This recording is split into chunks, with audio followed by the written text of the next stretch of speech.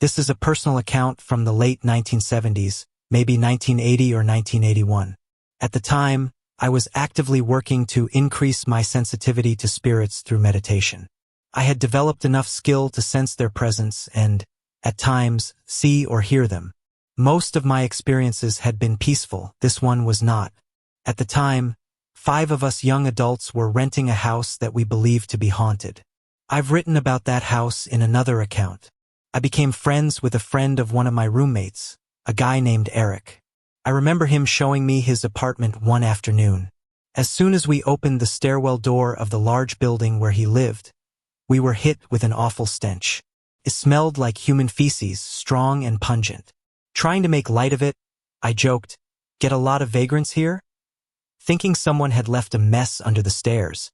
Eric explained that the building used to be a hospital before being converted into apartments.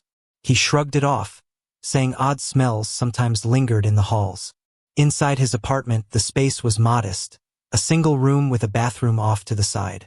It was about 12 feet wide and 20 feet long, with 2 tall, narrow windows at one end. He had a bed in one corner, a comfy chair, and a small kitchen setup. We hung out for a while and talked before I left. The next time I visited, the stench in the stairwell was gone. But when I returned yet again sometime later, the smell was back, this time coming from one of the halls. It struck me as odd but not something to dwell on. Eric, like me, was somewhat sensitive to spirits, though he often doubted his impressions. He mentioned that if any place was likely haunted, it would be an old hospital like his building. He suggested we go to his apartment at night to see what's there. I agreed, curious about what we might experience. That evening, we sat in his apartment with the lights off.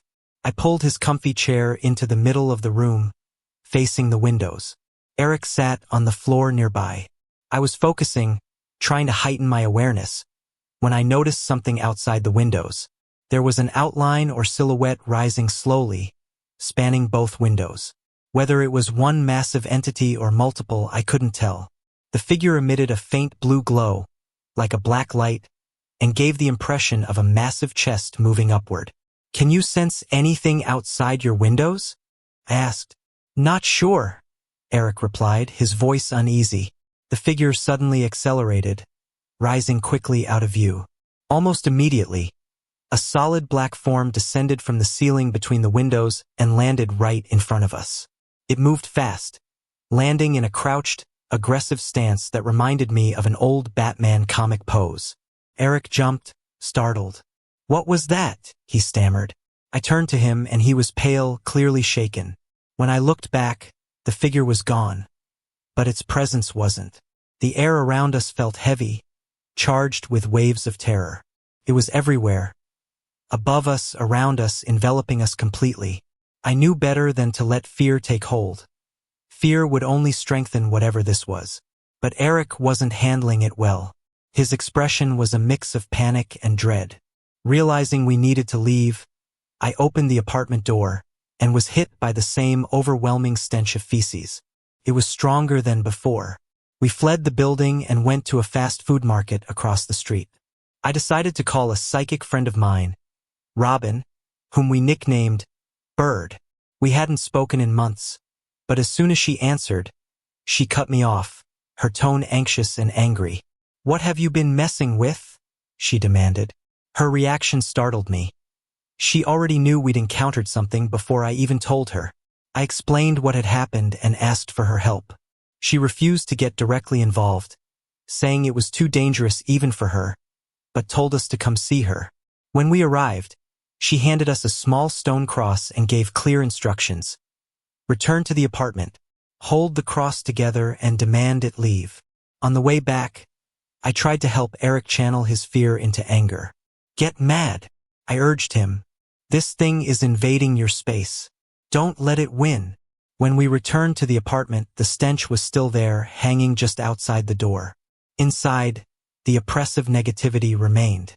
Holding the cross, Eric finally let his anger take over. He shouted at the entity, visibly enraged, and demanded it leave. The atmosphere shifted. The presence seemed to retreat, and the smell outside the door moved farther down the stairway, about 50 feet away.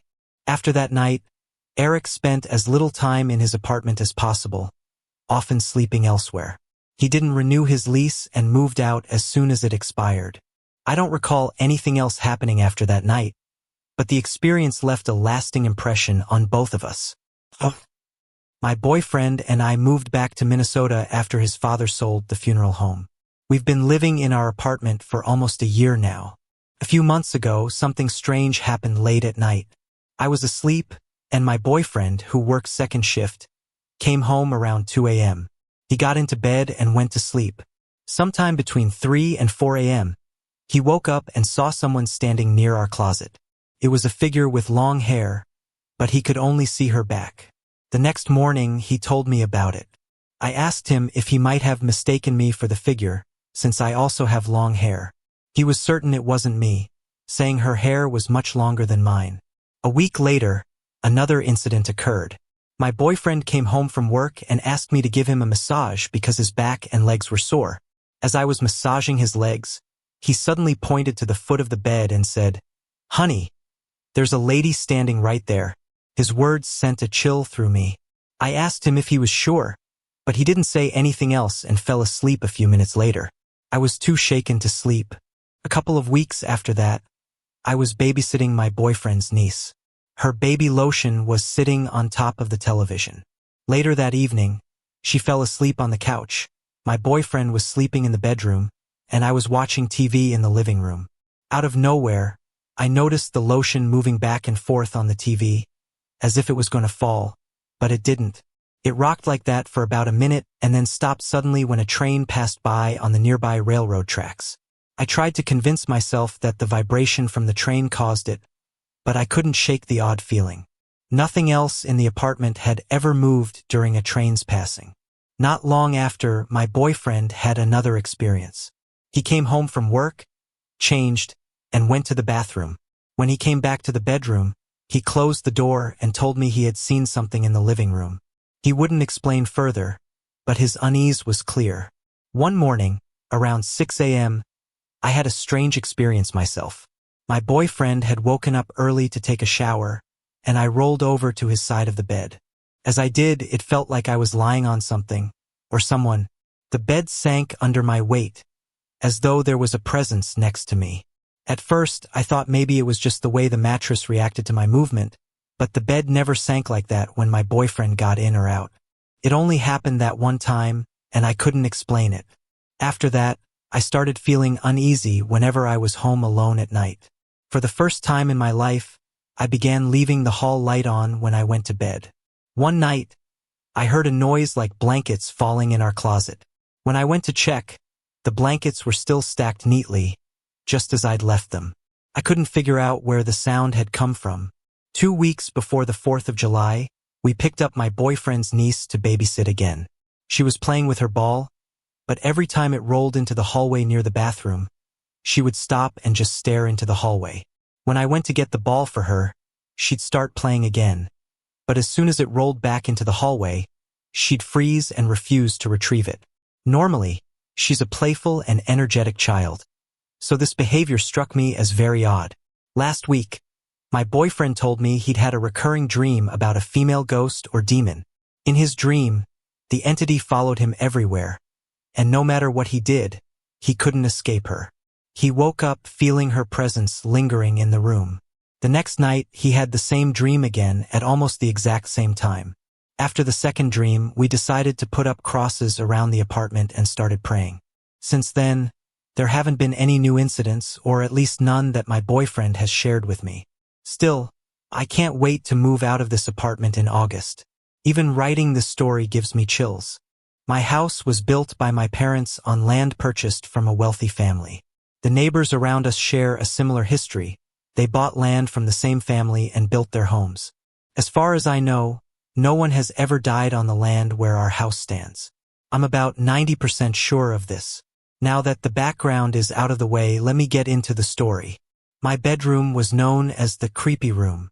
I didn't want anything to do with it, but as a 10-year-old, I didn't feel right running to my parents' room every night either. So I came up with a solution: sleeping on the couch. The catch? I had to drag my mom downstairs with me. Our house has 2 levels. Upstairs, there are 3 bedrooms and 2 bathrooms.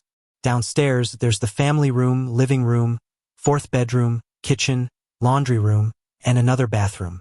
The family room, where the couches were, became our sleeping spot. My mom reluctantly agreed, sleeping on the long leather couch while I took the love seat. The family room wasn't completely dark. Large windows allowed moonlight to pour in, keeping the space dimly lit. My black German shepherd slept at the foot of the love seat, providing some comfort. I would reach out from under my blanket to pet her occasionally, but I always made sure to keep every part of my body covered, even my hair. I felt safer that way, though it often left me uncomfortably hot. I would lie awake for hours, sweating under the blanket. That night, I remember hearing the kitchen clock chime twice. It must have been around 11:15 or 12:15. I was trying to drift off when I heard it. Footsteps. The sound came from the basement. They were slow, deliberate, as if someone was carefully stepping around obstacles. My parents had been painting the basement walls, so the floor was covered with a large black tarp, paint cans, and brushes. The sound of feet hitting the concrete floor and the tarp echoed clearly. Fear gripped me. My fingers knotted into my dog's fur, but even her presence wasn't enough to calm me. My parents were asleep, and the basement door was locked. Whoever or whatever was making those noises was not supposed to be there. The footsteps continued for what felt like an hour. Every now and then, they would pause, as if the intruder was examining the work my parents had done. Maybe it was looking for something. The basement had storage rooms filled with tools, collectibles, and other items. The thought of it coming upstairs terrified me. I kept my eyes on the staircase leading to the basement, but without my glasses, my vision was too blurry to make out anything clearly. Resigned to my poor eyesight, I shut my eyes and tried to focus on listening. Finally, I couldn't take it anymore. I told myself that if one more thing happened, I would flee upstairs. That's when it happened. Bang. I shot up, clutching my blanket, my heart racing. That was it. I bolted upstairs to my room, abandoning my makeshift sleeping arrangement in the family room. For the rest of the night, I slept in my bed without further incident. The next morning, I went to the basement to see if there were any signs of what I'd heard. The tarp didn't show footprints, but there were clear indents in it, as though something had pressed down in specific spots. One of the paint cans had tipped over, though thankfully it was sealed. What really caught my attention, though, was the can itself. On the side was a deep dent, as if something hard, maybe a tool, had struck it with significant force. The angle of the dent made it impossible for the can to have fallen and landed that way. That event shook me to my core. I haven't slept on the couch since. I know this was a long story, so kudos to anyone who read through it all. Any thoughts on what it might have been? I have my own theories, but I'd love to hear what you think. Oh, this happened about a year or two ago, and it's one of the most bizarre experiences I've ever had. Everything I'm about to share is true, though I've changed the names of everyone involved to protect their privacy. Back in 8th grade, our lunches were organized by grade, which made sense to me since it kept us all together. One day, while sitting at my group's table with a few friends, Alyssa came running up to us. She's usually talkative, but this time there was something different. She was whispering so quietly that we had to strain to hear her even as she approached. "Guys," she began, her voice trembling slightly. "I woke up last night with blood on my leg." She went on to explain how she'd gotten out of bed and gone to the bathroom to clean the wound. But when the blood was finally washed away, she was shocked to see the word pain etched into her leg. She insisted she hadn't done it to herself, didn't sleepwalk, and had no explanation for how it got there. The table fell silent. A few girls got up to get their lunches, clearly dismissing her story as nonsense. But I believed her. I asked what she thought might have caused it, and she admitted that strange things had been happening to her recently. She thought it might be a spirit. At that time, I wasn't particularly into the paranormal. I'd watched the occasional episode of Ghost Hunters, but that was about it. Still, we talked about it for a while, despite the occasional eye rolls from others at our table. Eventually, we decided we needed answers. That's when the idea of using a Ouija board came up. Alyssa and I both did some research. We knew the risks and the warnings, but we were confident that we could handle it. She was tasked with gathering supplies like salt and candles to keep bad spirits away, and I was responsible for getting the Ouija board. A friend directed me to a website where I could print one out, and I did so immediately. When I brought the board to Alyssa's house, she showed me the word pain on her leg. It was clear, and the writing definitely wasn't hers. Since she didn't have any pure white candles, we improvised with a deep green one. We taped the paper Ouija board to the table and surrounded the candle with a salt circle, albeit a small one, since neither of us wanted to vacuum later. Alyssa placed an upside-down shot glass on the board, and we both lightly rested 2 fingers on it. With an open mind, I began. "Are there any spirits here who wish to talk to us?" There was silence. I waited for a minute and asked again. Still nothing. "Why don't you give it a shot?" I suggested. Alyssa nodded and repeated my question. Almost immediately, the glass slid to yes. We both froze. Naturally, we accused each other of moving it, but neither of us had.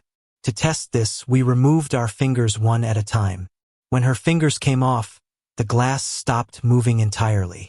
It became clear that the energy was coming from Alyssa. Once we accepted this, we began asking questions. "Who are you?" "Jeremy." "How old are you?" 17. "Are you good?" "Yes." "Did you do this to Alyssa?" "No." "Who did?" "Adam." "Who is Adam?" "Dad." "Why are you here?" "To protect Alyssa." We kept track of the conversation in Alyssa's notebook.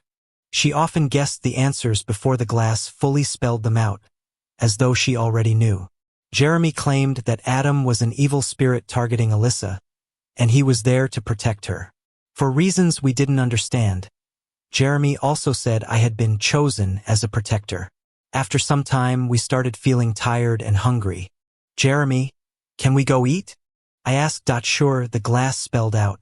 We ended the session properly, moving the glass to goodbye, and went to eat. As we walked to the kitchen, I caught a glimpse of a shadow moving quickly across the doorway. Alyssa's cat was sitting nearby, staring intently at something unseen. After eating, Alyssa reopened the board. The moment she touched the shot glass, she yelped and dropped it, holding out her finger. A small bead of blood had formed where she'd been shocked. "It shocked me," she whispered. When I picked up the glass, the air around it felt unnaturally cold.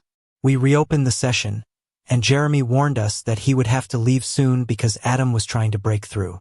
Suddenly, the glass began moving in a figure 8. We panicked. This was something we had read about and knew it wasn't good. We pressed down on the glass to stop it, but as soon as we released the pressure, it began tipping and spinning erratically, as though 2 forces were fighting for control. Freaked out, we forcefully closed the session. I left soon after, wishing Alyssa luck and hoping that would be the end of it.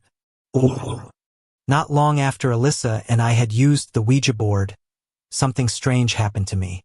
I wasn't thinking much about the board or what Alyssa had done with it, but one day my mom and I went to the store to develop some photos from a disposable camera I'd found in a drawer. The camera contained pictures from a camp I'd attended, but there were still 2 shots left. I used one to snap a picture of my dog and the other to show off my newly painted bedroom. When we got the photos back, I noticed that one photo and its double were missing. Curious, I dug around in the package until I found the sheet showing all the pictures I'd taken. That's when I saw why the lab had removed the last photo. It was terrifying. The picture of my bedroom was blanketed in a transparent yellow haze. Within the yellow, 3 bold faces were visible, each resembling theatrical masks with hollow eyes and mouths. One face, close to the camera, appeared to be laughing. Another stood near my bed, frowning. The third was by my closet, expressionless. Later that day, I brought the sheet to Alyssa's house to show her. Unfortunately, I left it there and no longer have a way to prove what I saw. Alyssa, however, was impressed, and then surprised me with shocking news. She squinted her eyes and pointed to the couch behind me. "There he is," she said. "Who?" I asked, confused. "Jeremy," she replied, going on to describe him. She said he wore black pants, no shirt, and had wings, black ones with flames at the tips. I didn't see anything and told her flat out that I'd need more proof to believe her.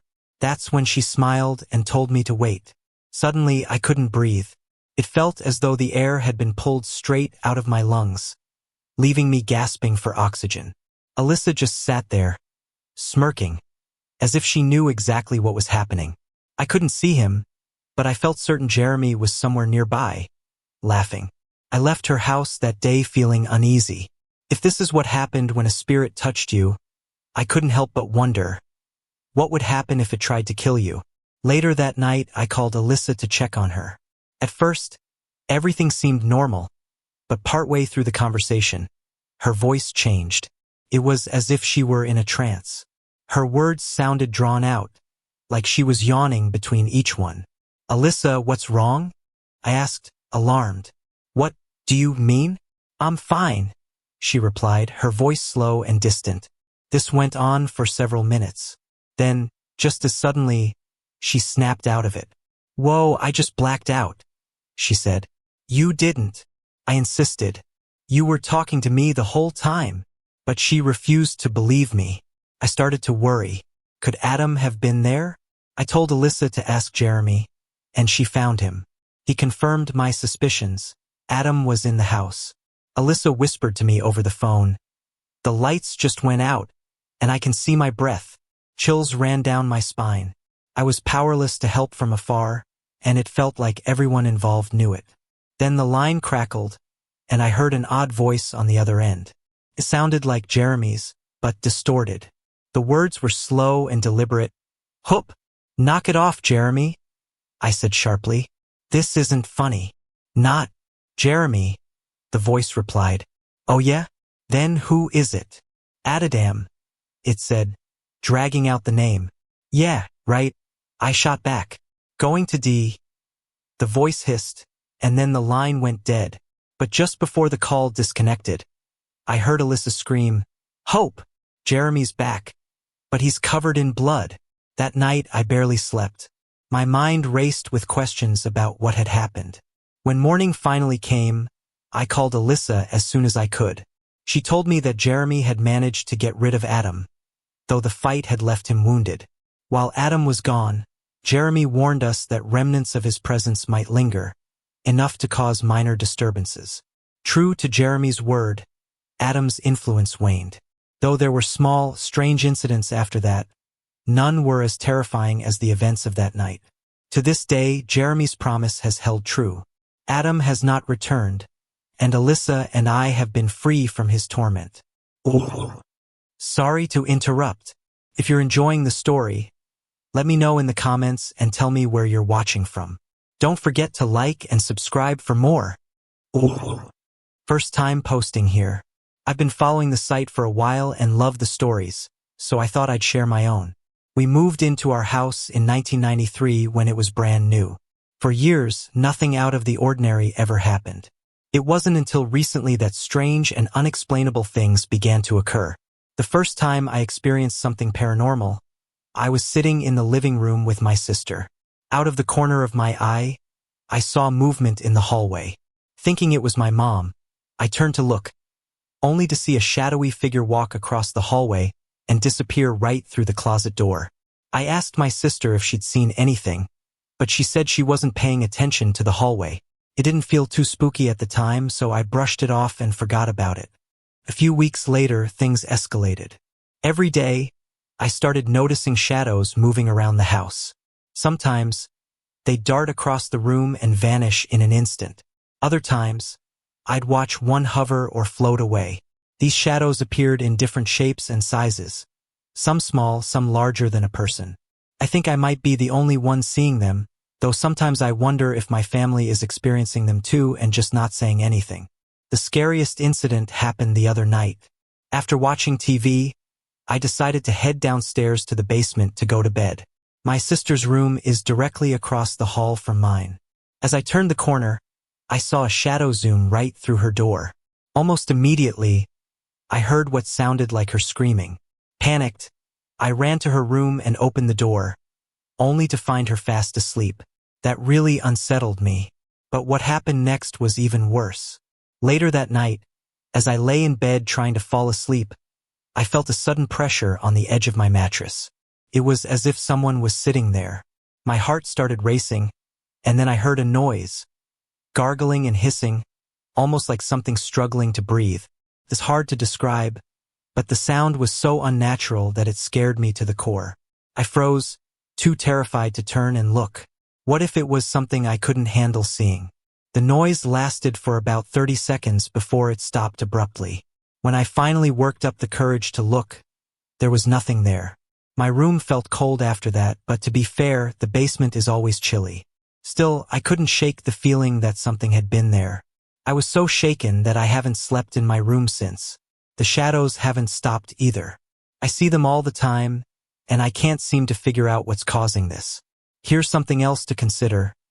All of this started happening around the same time my life became more stressful. I've been fighting with my parents a lot lately and dealing with other personal stress. Could that be attracting these things? I don't know, just a thought. A boy who used to attend my school, Cameron, tragically committed suicide earlier this school year. He had been in my class for about 7 years but switched schools the same year he took his life. For privacy, I've changed his name and the names of others in this story. A week after Cameron's death, my friend Tori invited me to a sleepover. She had known Cameron and asked if I would go to his funeral with her before the sleepover. Funerals have always been difficult for me, and I had already attended another classmate's funeral earlier that year, so I declined. Tori, in turn, decided to skip the funeral too, and we stayed at her house instead. It was broad daylight, and we were sitting around chatting about the usual gossip when Tori suddenly got a serious look on her face. "You know, my house is haunted," she said. A chill ran down my spine. I wasn't thrilled about spending the night in a supposedly haunted house, but part of me thought she might just be messing with me. "Prove it," I challenged. She nodded and told me about a night when her entire family was sitting on the couches watching a movie. Out of nowhere, all the doors in the house slammed shut, and everything hanging on the walls fell to the floor. "That's just one incident," I said skeptically. "We'll see," she replied, her tone serious. "Maybe it'll come out just for you." Another chill went through me, and I quickly changed the subject, not wanting to dwell on her story. Later, we decided to watch a movie. As I got up, I stepped on a nail lying on the floor. Luckily, it didn't puncture my skin. It just hurt. I picked up the nail and set it on her windowsill while Tori apologized profusely for leaving it there. We settled in to watch a scary movie, still in daylight. Partway through, I noticed movement out of the corner of my eye. Turning to get a better look, I saw the rocking chair next to us moving. It rocked back and forth slowly, with no one near it. I waited until it stopped and tried to recreate what I'd seen. I stomped around near the chair, sat down hard on the couch beside it, and even nudged it. Nothing worked. The chair stayed still unless I physically sat in it and rocked it myself. "What are you doing?" Tori asked, glancing up from her texting. She hadn't noticed the chair moving on its own. I told her what I'd seen, and she immediately dragged me into her room, clearly spooked. I, on the other hand, shrugged it off, trying to rationalize the experience. To clear my head, I walked over to her window and looked out, resting my elbows on the sill. That's when it happened. I felt something sharp under my elbow, the nail I had set on the windowsill earlier. But that wasn't what startled me. What made me jump back was the message etched into the wood. "R.I.P. Cameron." "Did you touch the nail?" I asked Tori, though I already knew the answer. "No, did you?" "Of course not." "Well," she said, her voice dropping, "you know what that means." Yes, I did. Her house really was haunted. The rest of the night passed without incident. It felt as though the spirit had made its presence known and then stepped back, as if to say it meant no harm. The experience left me feeling unsettled, but also sad. I've never heard of a spirit mourning another, and the thought of it still lingers in my mind. Many of you might already know that I've experienced some pretty strange things. From Ouija boards gone wrong to waking up at 3 a.m. every night, my encounters with the paranormal have been plenty. While I've shared some of my bigger experiences before, today I want to talk about a few smaller, yet equally puzzling events that happened within the span of a year. I seem to attract all sorts of oddities, and no two experiences are ever the same. Here's what happened. The doors last summer, I spent a lot of time home alone. My younger sister was at daycare, my older sister and parents were at work, and I usually passed the time listening to music on my iPod. One day, while lying on the couch with my earbuds in, I started hearing doors slamming upstairs. At first, I thought it was just part of the music, but when I pulled out an earbud, I clearly heard the sound of a door slam. I froze and listened. Shortly after, I heard the distinctive popping sound of someone walking down the upstairs hallway. That hallway has certain creaks and pops that are impossible to avoid. I've tried. I went upstairs to check it out. All the doors were closed, just as I'd left them, and the windows were all shut, so there wasn't any wind that could have caused it. This became a regular occurrence. I'd hear doors slamming and faint bangs from inside the rooms. It was always the upstairs doors, never the downstairs ones. My bedroom was upstairs too, which made it all the more unsettling. This only happened once, but it still baffles me. I was in the living room, playing with my dog and throwing around one of her chew toys. My older sister joined in for a game of keep away. At one point, while my attention was on the chew toy, the living room light suddenly flicked on. I could see one of the light switches clearly, and no one had touched it. The other switch was to my left, but I knew for a fact my sister hadn't gone near it either. Her back was turned at the exact moment the light came on. We were the only two people in the house, and when I asked her if she had turned it on, she insisted she hadn't. Different dimensions? One summer night, I had a friend over for a sleepover.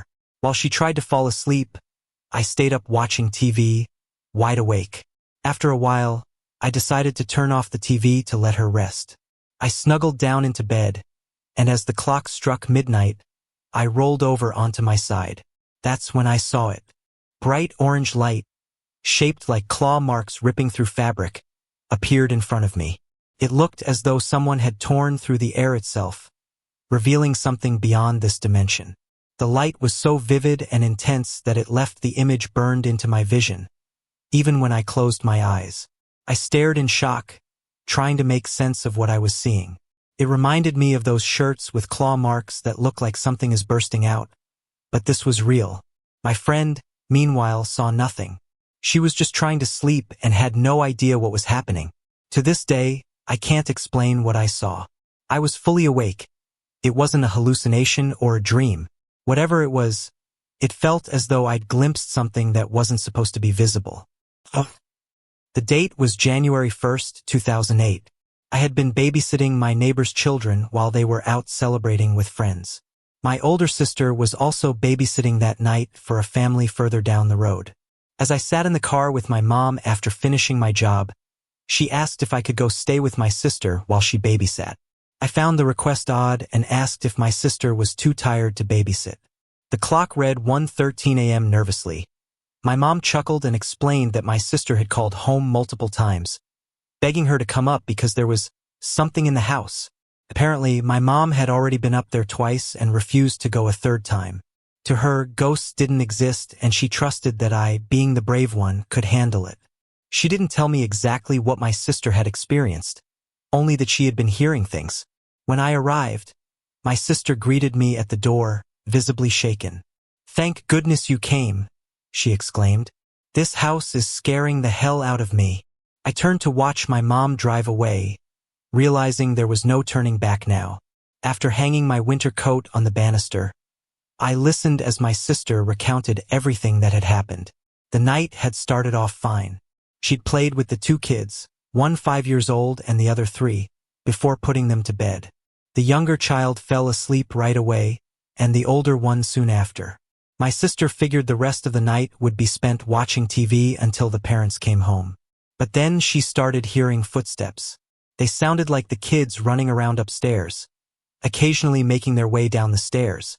As soon as the footsteps reached the bottom step, they sprinted back up to the second floor.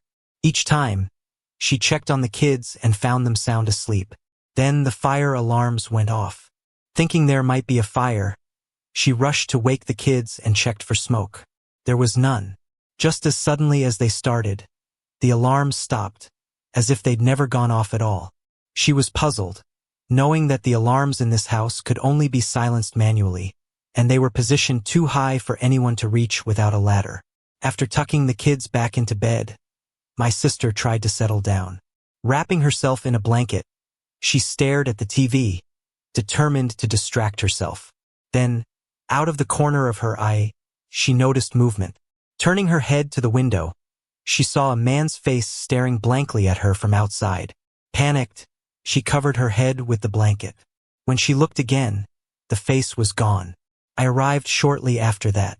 After hearing her stories, I regretted not going straight home after my babysitting job. I sat on another couch watching TV with her. After a few minutes, the room began to feel cold. Annoyed, I grabbed my winter jacket, zipped it up, and wrapped myself in a blanket. I shot a glare toward the stairs, feeling an unseen presence, and pulled my hood over my head. Now I could only see the TV, determined not to let anything bother me. But the spirits weren't done trying. Around 1:45 a.m., colorful lights flashed to the right of the TV. I turned and saw all of the 3-year-old's toys suddenly light up and start playing their sounds. One toy in particular stood out, a cheerful little girl's voice singing a song.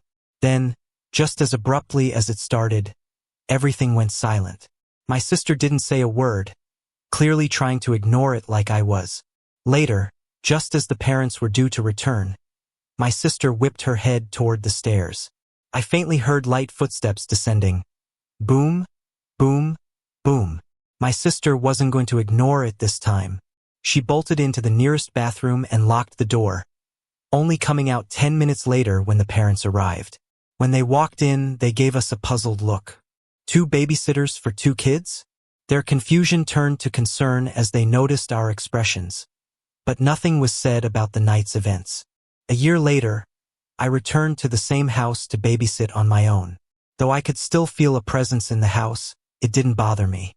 That night, while watching TV, I heard faint voices coming from upstairs. The daughter still had a child monitor, so I turned it on and heard her talking. It sounded like she was having a conversation with someone. When I went upstairs to check, I found her standing in bed, staring at her bookshelf. That was the only strange thing that happened that night. Here's a question for you. Is it possible to repel spirits? A year later, it felt like the presence recognized me and knew I wouldn't be easily scared or distracted by its attempts. Or maybe it just didn't bother trying. What do you think? My first experience with the paranormal happened when I was about 8 or 9. At the time, we lived in a trailer house, and I would often hear things that had no explanation. I've always had an overactive imagination, so I usually brushed off anything strange as just that. My imagination. But one night was different. I was fast asleep when I was woken by the sound of people talking and laughing in our living room, which was right next to my bedroom. Assuming my parents had friends over, I got up to check. But when I walked into the living room, it was empty. The voices didn't stop, though. I couldn't make out what they were saying, but the noise was still there. The rocking chair was moving back and forth on its own, and the TV was on static, displaying the white fuzz that shows when a channel goes off air. Terrified, I ran back to my room and didn't mention it to anyone. Not long after, I asked my sister if we could share a room. I just couldn't sleep alone anymore. My stepdad also had his own strange encounters. Some nights, he would burst into our room, yelling at us for jumping on the beds and giggling, even though we were sound asleep. He swore he'd heard us playing, but we weren't the ones making the noise.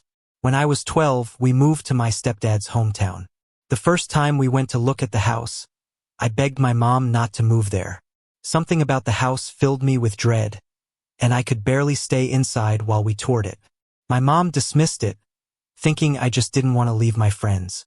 I tried to believe that too, but the feeling never went away. It wasn't long before strange things started happening. The most noticeable presence was a girl's spirit who made herself known in subtle ways. One of her habits was changing the radio station to country music. Even if I was listening to a tape, the tape player would shut off and the radio would start playing. I didn't realize it was a girl at first, but I would talk to her, asking her to stop. Sometimes she would, but other times the music would only get louder. One night, I learned who she was. I was asleep and dreaming of a girl with medium-length dark hair. She was about 15, slim, and had a nervous energy. In the dream, she was standing in my room as though waiting for something.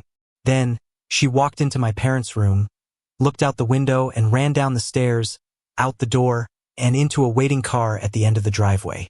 I woke up suddenly, startled, and saw her standing in my room. The dream replayed itself in real life. I watched her go into my parents' room, then down the stairs and out the door. The next day, I told my mom and my stepdad's twin sister what I'd seen.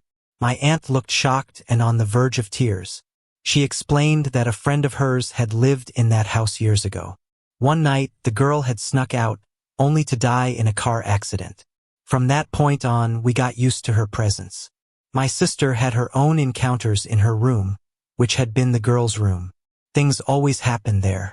One summer, the fireplace in our living room started on its own, even though it hadn't been used for months. Several family members were over when it happened, so they all witnessed it. We used a wood-burning stove to heat the house, and my sister and I were responsible for keeping the fire going at night. Neither of us liked going into the creepy basement to get wood, so there were times the fire would go out completely. Yet, many mornings, we'd wake up to a warm house and find a roaring fire in the stove, with no wood, just ashes. We believed the girl was looking out for us, especially since my stepdad wasn't the kindest person. The only other experience I had in that house involved my uncle, who had passed away. I don't remember much of it, but I was asleep, and in my dream I was talking to him in Ojibwe. I don't speak fluent Ojibwe, just a little, but in the dream I spoke it perfectly. I don't remember the conversation, but I woke up crying in my mom's lap. She told me that as she was coming down the stairs, she heard me talking. Curious, she came into my room and found me sitting up in bed, speaking in fluent Ojibwe. She tried to wake me, but I wouldn't respond. Instead, I started shaking violently, then stopped suddenly. Sitting up, I looked at her and said, in a voice much deeper than my own, "We have to leave this house. It's not safe anymore." She said my eyes were black and that it didn't sound like me at all. We didn't move, but after that, things got worse, not with the paranormal, but with my stepdad. He became more violent and drank even more. The house felt heavier, and life there became unbearable. Less than a year later, I moved out to get away from him. A few years ago, I lived in an old house that, from what I remember, was creaky, rickety, and had its fair share of ghostly activity. Strange things happened often, and it was unsettling to live there. One night, when I was about 12, I stayed up late. It was around 11 p.m. I was in the living room with a large stuffed duck sitting next to me on the computer. We had a touch lamp in the room that could cycle through dim, normal, bright, and off. Suddenly, it started going haywire. The lamp began cycling through its settings rapidly, from bright to dim to normal to off and back to bright again. Over and over. I froze, clutching my stuffed animal, unsure of what to do. I finally worked up the courage to whisper, "Go away." The lamp stopped and stayed on bright. Shaken, I turned off the computer and hurried to bed, hoping that would be the end of it. Another time, while I was at my grandparents' house, my mom told me about something strange that happened back home. She and my stepdad were sitting in the living room watching NASCAR, or maybe football, when suddenly a cookie pan in the kitchen lifted about an inch off the counter and flew into the living room, crashing loudly. Both of them saw it happen. My stepdad, however, refuses to believe it was a ghost. Odd things like this were common in that house. Sometimes, we'd see faces peeking around corners, or hear disembodied voices. One afternoon, after school, I was rummaging through our nearly empty fridge for a snack. Frustrated, I loudly proclaimed, "We need food in this house." To my surprise, I heard a voice respond, "Go grocery shopping then." Startled, I froze. I was home alone. That touch lamp I mentioned earlier caused trouble even after we moved in. It used to work fine, but once we brought it to the house, it stopped turning off properly. We had to unplug it at night because it would refuse to stay off. One night, my mom unplugged the lamp before bed, as usual. The next morning, she asked me if I had gotten up in the night to plug it back in. When I said no, she explained that she'd found the lamp plugged in and turned on when she woke up. The house itself had a set of stairs leading to our part of the building. It was a 4-family townhouse, but ours was the only section with stairs. Sometimes, we'd hear heavy footsteps pounding up the stairs, then heading back down. This would happen even when only 1 or 2 people were home. Looking back, I can't help but wonder if the ghosts were upset that we moved in. Before us, that section of the house had been unoccupied for about 6 months. Maybe they had gotten used to having it all to themselves. I still wonder if the new tenants experienced the same strange things after we left. About 10 years ago, my parents, 2 older sisters, and I moved into a house. At first, I liked its look and layout, and the charming corner lot it occupied. But from the beginning, I had a bad feeling about one particular bedroom. It was upstairs at the back of the house, the only room on its side of the hallway. When we were deciding who would take which room, there was an argument over that bedroom. None of us liked it. It wasn't because of the peeling paint on the walls or the drafty windows that let a chilling breeze creep in. It was something else. An eerie feeling that came over you the moment you stepped inside. Finally, to end the argument, I volunteered to take the room. My sisters were more than happy to let me have it. Every night, at around 4 a.m., I would wake up in absolute terror. There was no obvious reason for it, but I always felt as though someone was standing at the foot of my bed, staring at me. I couldn't move for what felt like minutes, frozen in fear. When I finally mustered the courage, I'd bolt for the door, run downstairs, and turn on every light I could find. It took nearly an hour for my heart to stop pounding against my ribs. Eventually, I would go back upstairs and try to fall asleep again. One day, when everyone else was out and I was home alone, I decided to explore the house to pass the time. As I walked past the open door to my bedroom, I thought I saw it move, just barely. It didn't make a sound, but I stopped in my tracks and stared, waiting to see if it would move again. A few seconds later, the door slammed shut so hard that the windows shook and a burst of air blew my hair back. Terrified, I ran downstairs and paced the dining room until my family came home.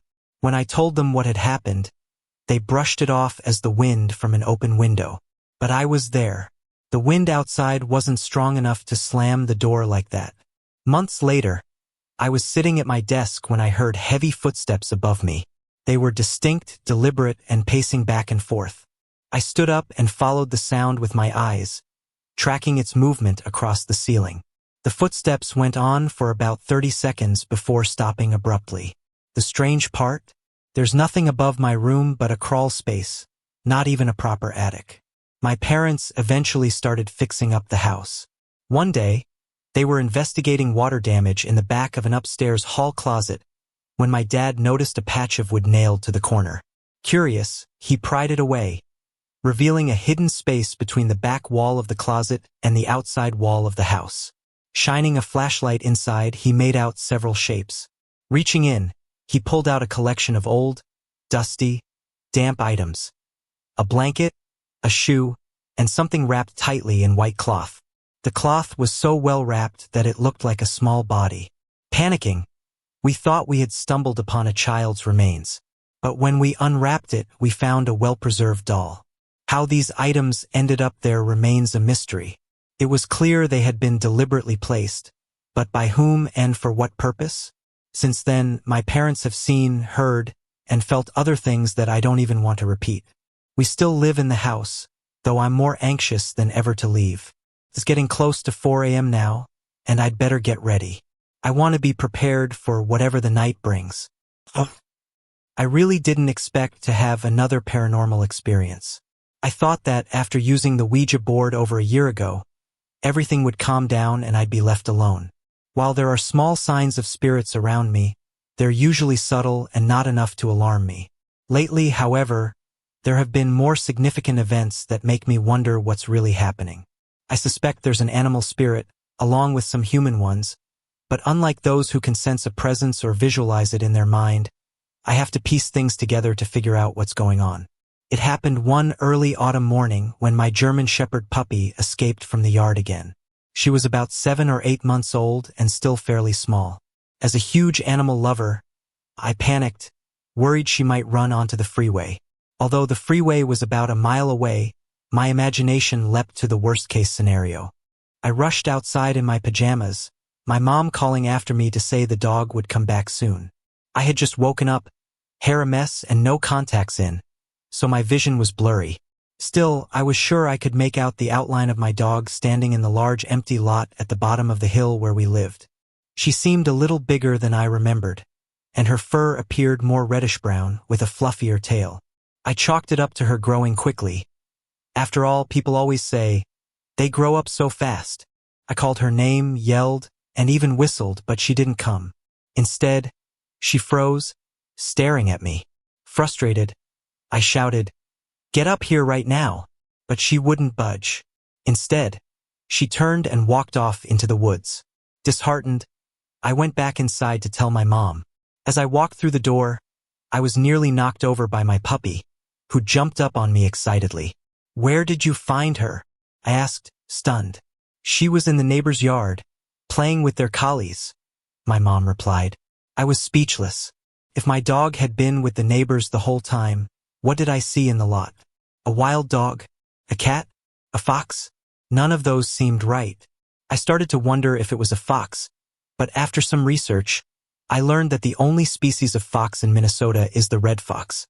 They're much smaller than my dog was at the time, weighing up to 15 pounds and standing about 40 centimeters tall. My puppy, though small for a German Shepherd, weighed at least 65 pounds and stood about 62 centimeters tall. Even with my blurry vision, I should have been able to tell the difference. What puzzled me even more happened a few weeks later, on Friday the 15th. I was sitting at the kitchen table doing homework, and my dog was by the sliding glass door, staring at the trees that separate our yard from the neighbors. She suddenly started growling and barking at nothing. I ignored it. She'd been doing this for about a month at both the sliding door and the front window. When I tried letting her out the first few times, she refused to go into the yard and would run back inside. This time, I kept the door shut and focused on my homework. Out of the corner of my eye, I saw a black shape dart across the backyard. It moved quickly, and I couldn't make out what it was, but it definitely had the shape of an animal. I jumped up and ran to the door, but by the time I got there, the yard was empty. I checked the snow for tracks, but the only prints I found were my dog's, leading to the neighbor's yard with the collies. The black shape I'd seen had been heading toward the neighbors on the other side. Since then, my dog has continued to whine at the sliding glass door and bark at seemingly nothing. This only happens when I'm home alone with her, never when the whole family is there. Could she be afraid? I've tried looking out the windows whenever she barks, but I never see anything. Sometimes, though, I catch fleeting glimpses of small black shapes in the backyard. They dart behind trees or disappear before I can focus on them. My dad takes our dog for walks around the block and occasionally lets her off the leash to chase animals. He told me there's always a fox in the empty lot that my dog chases. He only catches glimpses of it and says it's a small thing, about the size of a tiny dog. When I asked if he'd seen a larger fox, he shook his head. So now I'm left wondering, what did I see that morning in the lot? And what is my dog barking at? Could a fox somehow grow to be larger than a German Shepherd? Or was it something else entirely? This story was told to me by a trusted friend at work. While I don't have proof, the details are chilling enough to stay with me. My friend knows the person involved, let's call him Jim, and believes him entirely. Jim has always been a skeptic. He doesn't believe in the paranormal or anything remotely supernatural. My coworker and I, on the other hand, are fans of ghost hunters and occasionally go on ghost hunts ourselves. We keep open minds and have had our own strange experiences, but Jim has always scoffed at our stories. We live in southern Minnesota, near the Iowa border, in a small town. Jim recently bought a farm just outside of town, in a small rural community. I've driven by his property before. It's located between the town's only bar and the golf course. The farm has more than one barn and several outbuildings. Jim got the property for a great price, likely due to the economy, though it's hard not to wonder if the previous owners sold it because they were too frightened to stay. The incident happened late in the summer of 2009. It was a calm, warm night, and Jim had gone into the barn to work on a project. He wasn't clear on what he was working on, but his tools and workbench were set up inside the barn where the cows were kept. It was quiet as he worked, just the usual sounds of cows scuttling around and chewing hay. Jim was completely alone that night, with no visitors and nothing unusual happening beforehand. Then suddenly the barn fell eerily silent. The cows froze, standing completely still, not moving or eating. The change was so abrupt that Jim noticed immediately and looked up at them. They seemed spooked, aware of something Jim hadn't yet noticed. What happened next left Jim in shock. At the exact same moment, all the cows turned their heads in perfect unison. They looked toward the same spot, behind them and slightly to the right, away from where Jim was standing. Jim felt a strange sensation, like an invisible weight pressing on him, and instinctively followed their gaze. At first, he saw nothing but a small, dark mist. As he watched, the mist began to expand, growing into a larger, dark cloud. The cloud slowly began to take on a human shape. Jim, frozen in place, could only watch as the form developed further. It became the figure of a man, and the details became clearer. The man was wearing overalls over a flannel shirt. Jim said the face was just beginning to form when he couldn't take it anymore. He dropped everything and bolted for the barn door, leaving the lights on and the cows with the mysterious figure. The next day, Jim recounted the story to my coworker. He admitted he had no idea what he had experienced, but was certain it was real. He suggested we check it out, though he himself wanted nothing more to do with it. The barn was back to normal the next day, and the cows seemed fine, but the event fit into a larger picture. Before the figure appeared, Jim had been working with tools hung on a pegboard. Each tool had its place outlined with a marker. At one point, Jim took a tool off the board and placed it on his bench, intending to use it again. When he went back to grab it, it was gone, hanging back in its original spot. At first, he thought he'd simply forgotten putting it back, but when it happened again, he grew suspicious. Convinced someone was playing a prank, Jim checked the barn thoroughly but found no one. To test his theory, he deliberately placed a hammer in the wrong spot and made a mental note of it. When he returned later, the hammer was back on the pegboard in its marked place. It was shortly after this that the apparition appeared. Jim now wonders if the figure was a former farmer, someone who was particular about their tools and didn't appreciate things being left out of place. The thought unsettled him even more. That's the story as it was told to me. I haven't had an update from Jim since, but even hearing it secondhand gave me chills. Sorry to interrupt. If you're enjoying the story, let me know in the comments and tell me where you're watching from. Don't forget to like and subscribe for more. This happened a few years ago, though I can't recall the exact year, maybe 2005 or 2006. My friends and I were obsessed with fishing. We'd go every weekend, as often as we could. One of our favorite spots was a small area in Elk River, Minnesota. The fishing site was under a narrow, single-lane bridge. The river ended at a dam or concrete wall just past the bridge. To get there, you had to park behind a small business and walk down through a wooded area to the river, about 45 feet below. There was a well-worn path made by others who had walked the same route many times, but off to the right was tall grass, 2 to 3 feet high, that stretched a few feet into the woods. Nearby, there was also a train track, though we'd never actually seen a train pass before. We only knew it was there. One night, we decided to go night fishing at this spot. We'd done it before and felt comfortable with the area. There were about 12 to 14 of us, mostly couples. But as soon as we arrived, I felt an overwhelming sense of unease, like I was being watched or like something was about to jump out at me. I told myself it was just my imagination. I'm afraid of the dark, after all, and tried to shake it off. We built a fire and started fishing. After a few minutes, I realized I needed something from the car, so I forced 2 of my friends to come with me. As we walked back through the tall grass, I couldn't shake the feeling that someone, or something, was watching us from the grass. I didn't say anything since my friends were also believers in the supernatural, and I didn't want to freak them out.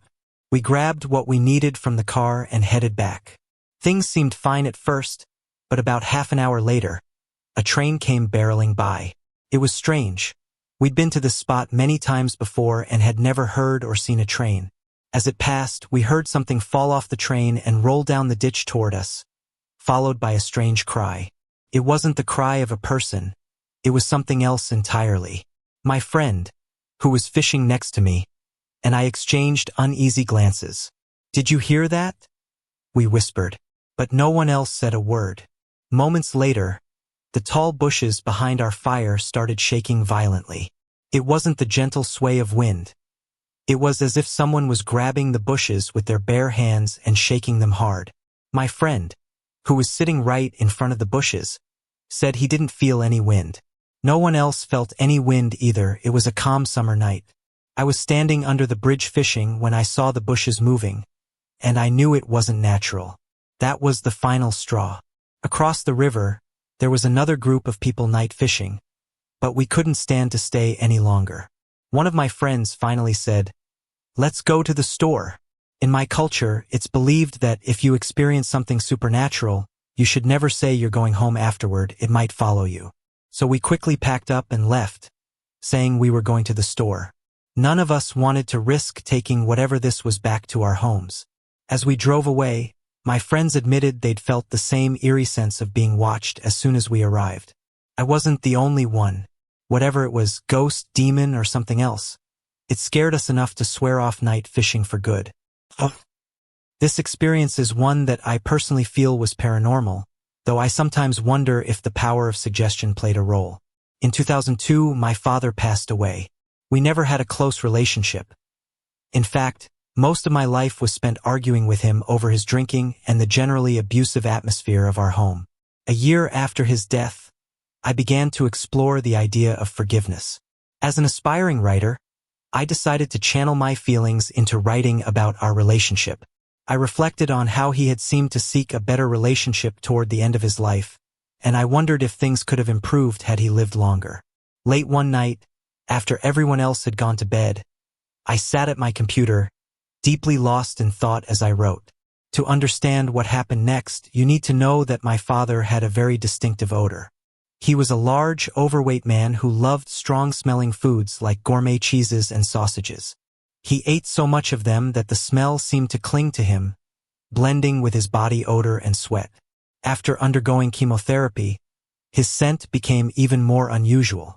Beneath his cologne, this mix of odors, garlic, sausage, sweat, was unmistakable. Something I've never smelled on anyone else. His excessive sweating also created an odd sensation. If you passed him in the narrow hallway of our home, you could feel a strange humidity radiating off him. It was like walking through a brief, garlicky sauna. I know this all sounds unappealing, but it's important to understand because it connects directly to what I experienced that night. As I sat at the computer, engrossed in my thoughts, I suddenly smelled that same odor, exactly as I remembered it. But it wasn't just the smell. I felt that humid, garlicky air move past me, as though he had walked directly behind my chair. It was so real and vivid that I froze, startled. In an instant, it was gone. Confused and shaken, I searched the downstairs rooms for a source but found nothing.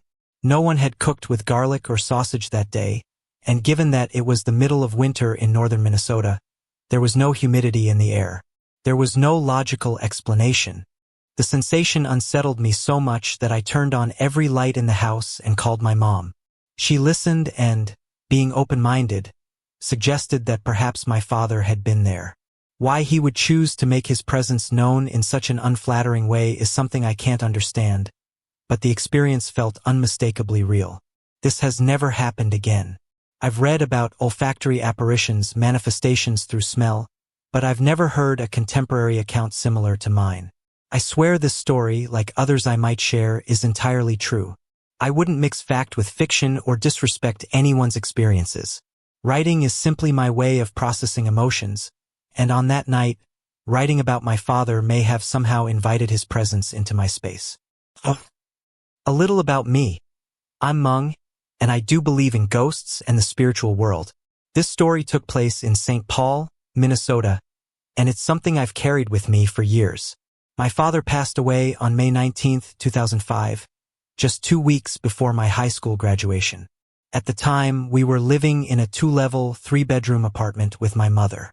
My parents were divorced, so my siblings and I lived with our mom, and my dad would visit us occasionally on weekends. He passed away in his sleep at my older sister's house, and during the entire month we prepared for his funeral.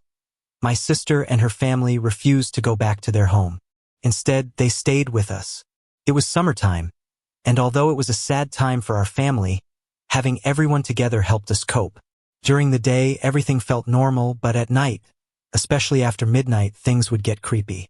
It wasn't just me. My whole family experienced strange events.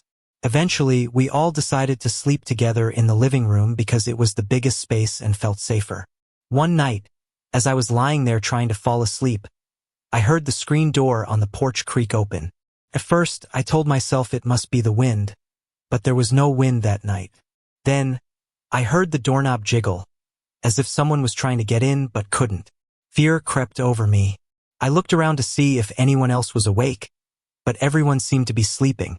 I pulled the blanket over my head and somehow fell asleep. By morning, I convinced myself it was nothing. For the next few nights, nothing unusual happened. Eventually, I shared what I had heard with my family. To my surprise, they admitted that they had heard the same thing on different nights. My mother joked, "It must have been your father. Ha ha ha." But for us, it didn't feel like a joke. That same night, I heard the screen door again, but this time, there was knocking on the front door. Then I heard my father's voice. He said, "Open the door. It's cold out here. Hurry up." I froze. To my shock, some of my siblings were awake, and they heard it too. We all stared at each other, unable to move. For the next month, the same thing kept happening. The sound of the door, the knocking, and my father's voice calling to be let inside repeated night after night. Then, as suddenly as it started, it stopped. I sometimes wonder if it was because my father had a habit of sitting by the porch door to smoke whenever he visited. Maybe that was his favorite spot, and he wasn't ready to let go of it. I also had dreams about my father during that time, dreams where he wasn't dead. In these dreams, we were out on picnics or fishing trips like we used to do every summer. It all felt so real, and I'd even ask him, "Are you dead?" He would smile and say, "I'm not dead. I'll always be with you." Waking up from those dreams left me feeling both happy and sad.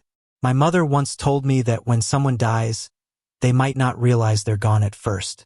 They linger, continuing their routines as if they're still alive. Maybe that's why my father kept coming to the door, asking to be let in. And maybe when he finally realized he had passed on, he stopped. It had been a while since anything paranormal happened to me, and I had almost convinced myself that nothing strange would ever occur again.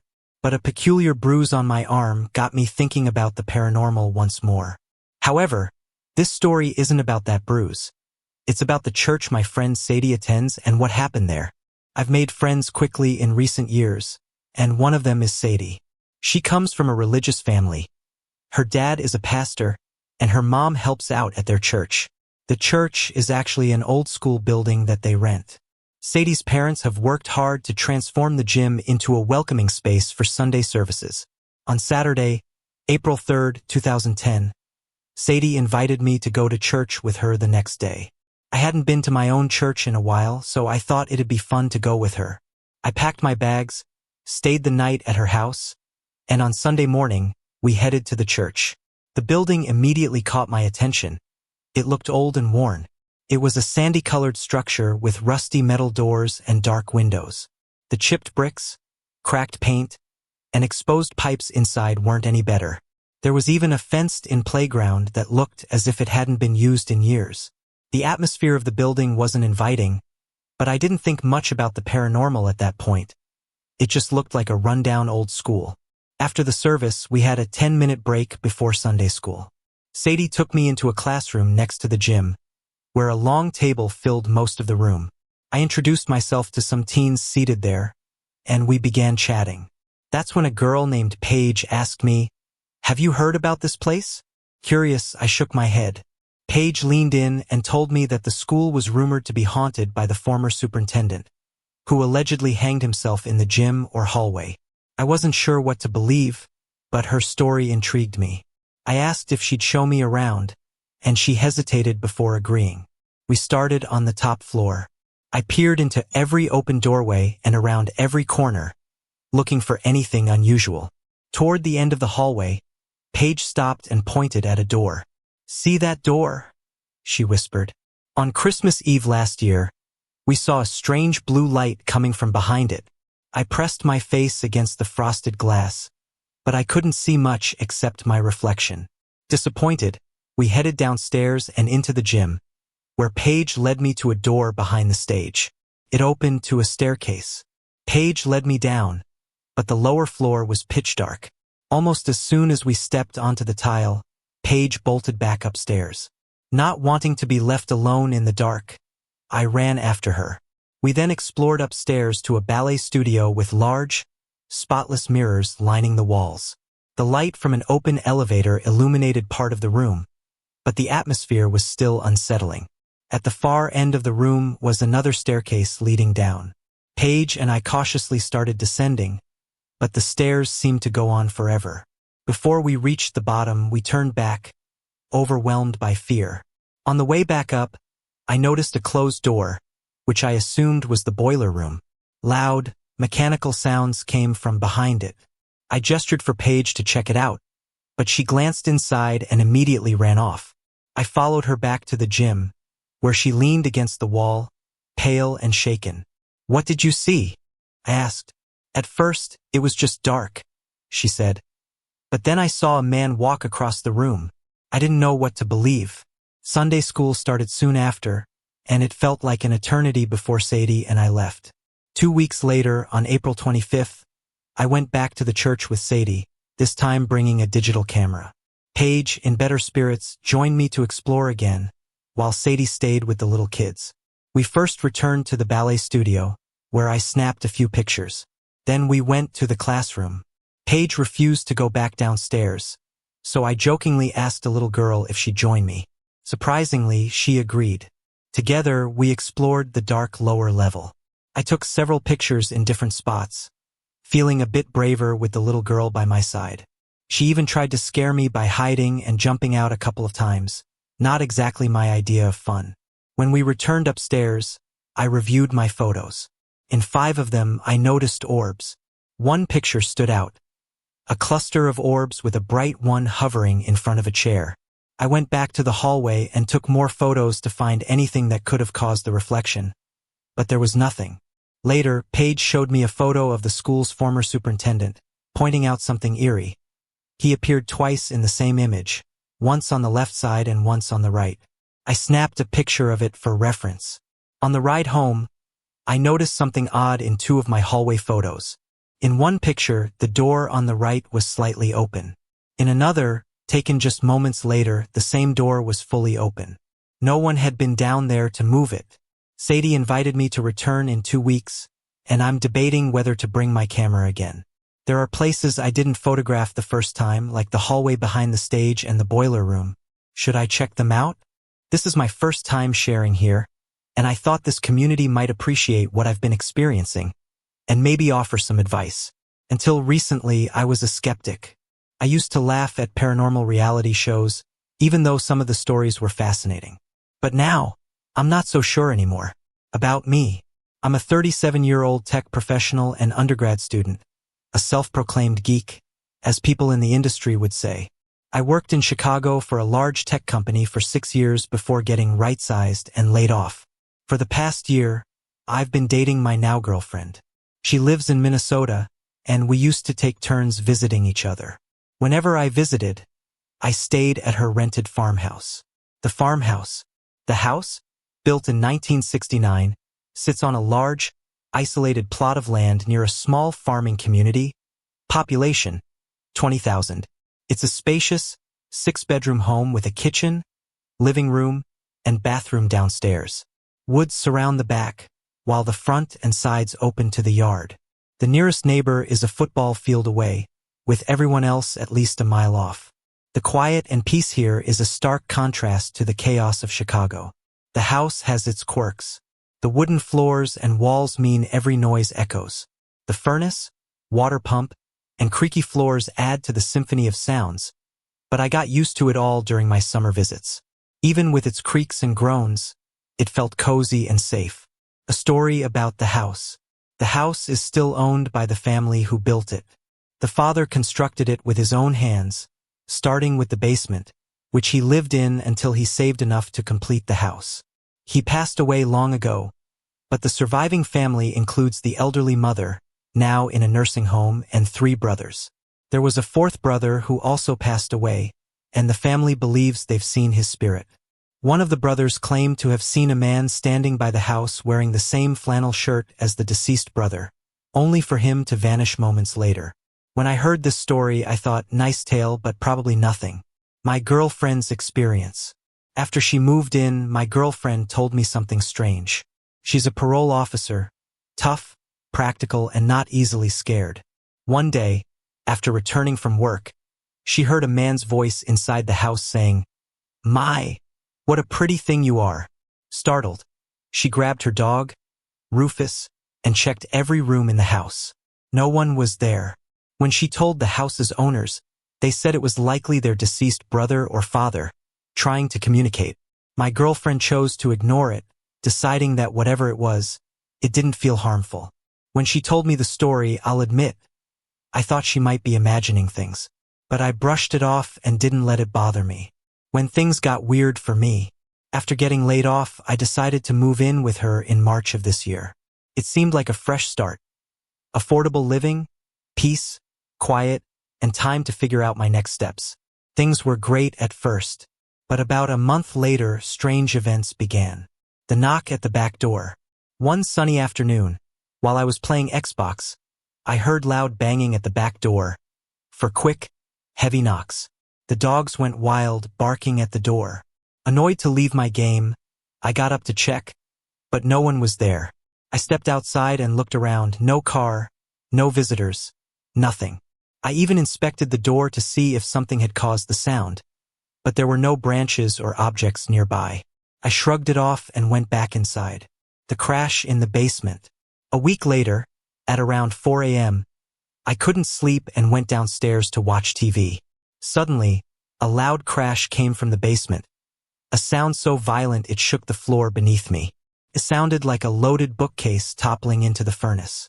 But when I checked the thermostat, the furnace was off. Spooked, I didn't go into the basement. When my girlfriend woke up, she checked it and found nothing amiss. "Everything's fine," she said. I wasn't convinced. The bedroom bang. The most unsettling incident happened on May 5th at 2 a.m. My girlfriend and I were in bed when a deafening bang came from the corner of the room. It was so forceful that the dresser vibrated, and the items on top rattled loudly. We both froze. "Did you hear that?" I whispered. "Yeah," she replied. When I turned on the light, the necklace hanging from the dresser mirror was still swaying. I inspected the wall and floor but found no damage or cracks. Whatever caused the noise didn't leave a trace. This was the moment I started to suspect something beyond the ordinary. My girlfriend admitted this was new to her. She'd heard occasional footsteps upstairs before but had brushed them off as creaky floorboards. Now even she was spooked, seeking help. Feeling unsettled, I decided to visit my parents and research the supernatural. My dad, a logical yet faithful Catholic, arranged for me to meet with an exorcist. The priest, a sharp and experienced man in his 70s, listened to my story and offered 3 possible explanations. 1. A lost soul, a wandering spirit seeking help.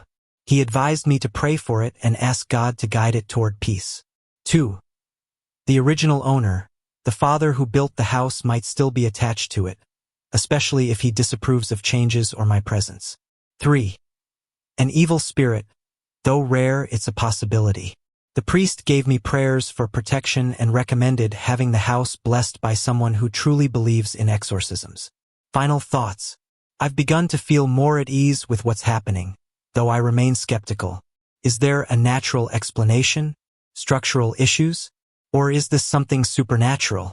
I'll be returning to the farmhouse soon and plan to continue observing. For now, I'd love to hear from this community. Have you experienced similar events?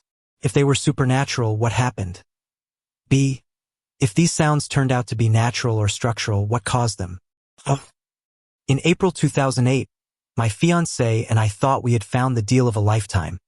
a charming little house in downtown Prior Lake, built in 1919 but newly remodeled. Everything inside was updated, and I fell in love with it the moment I stepped inside.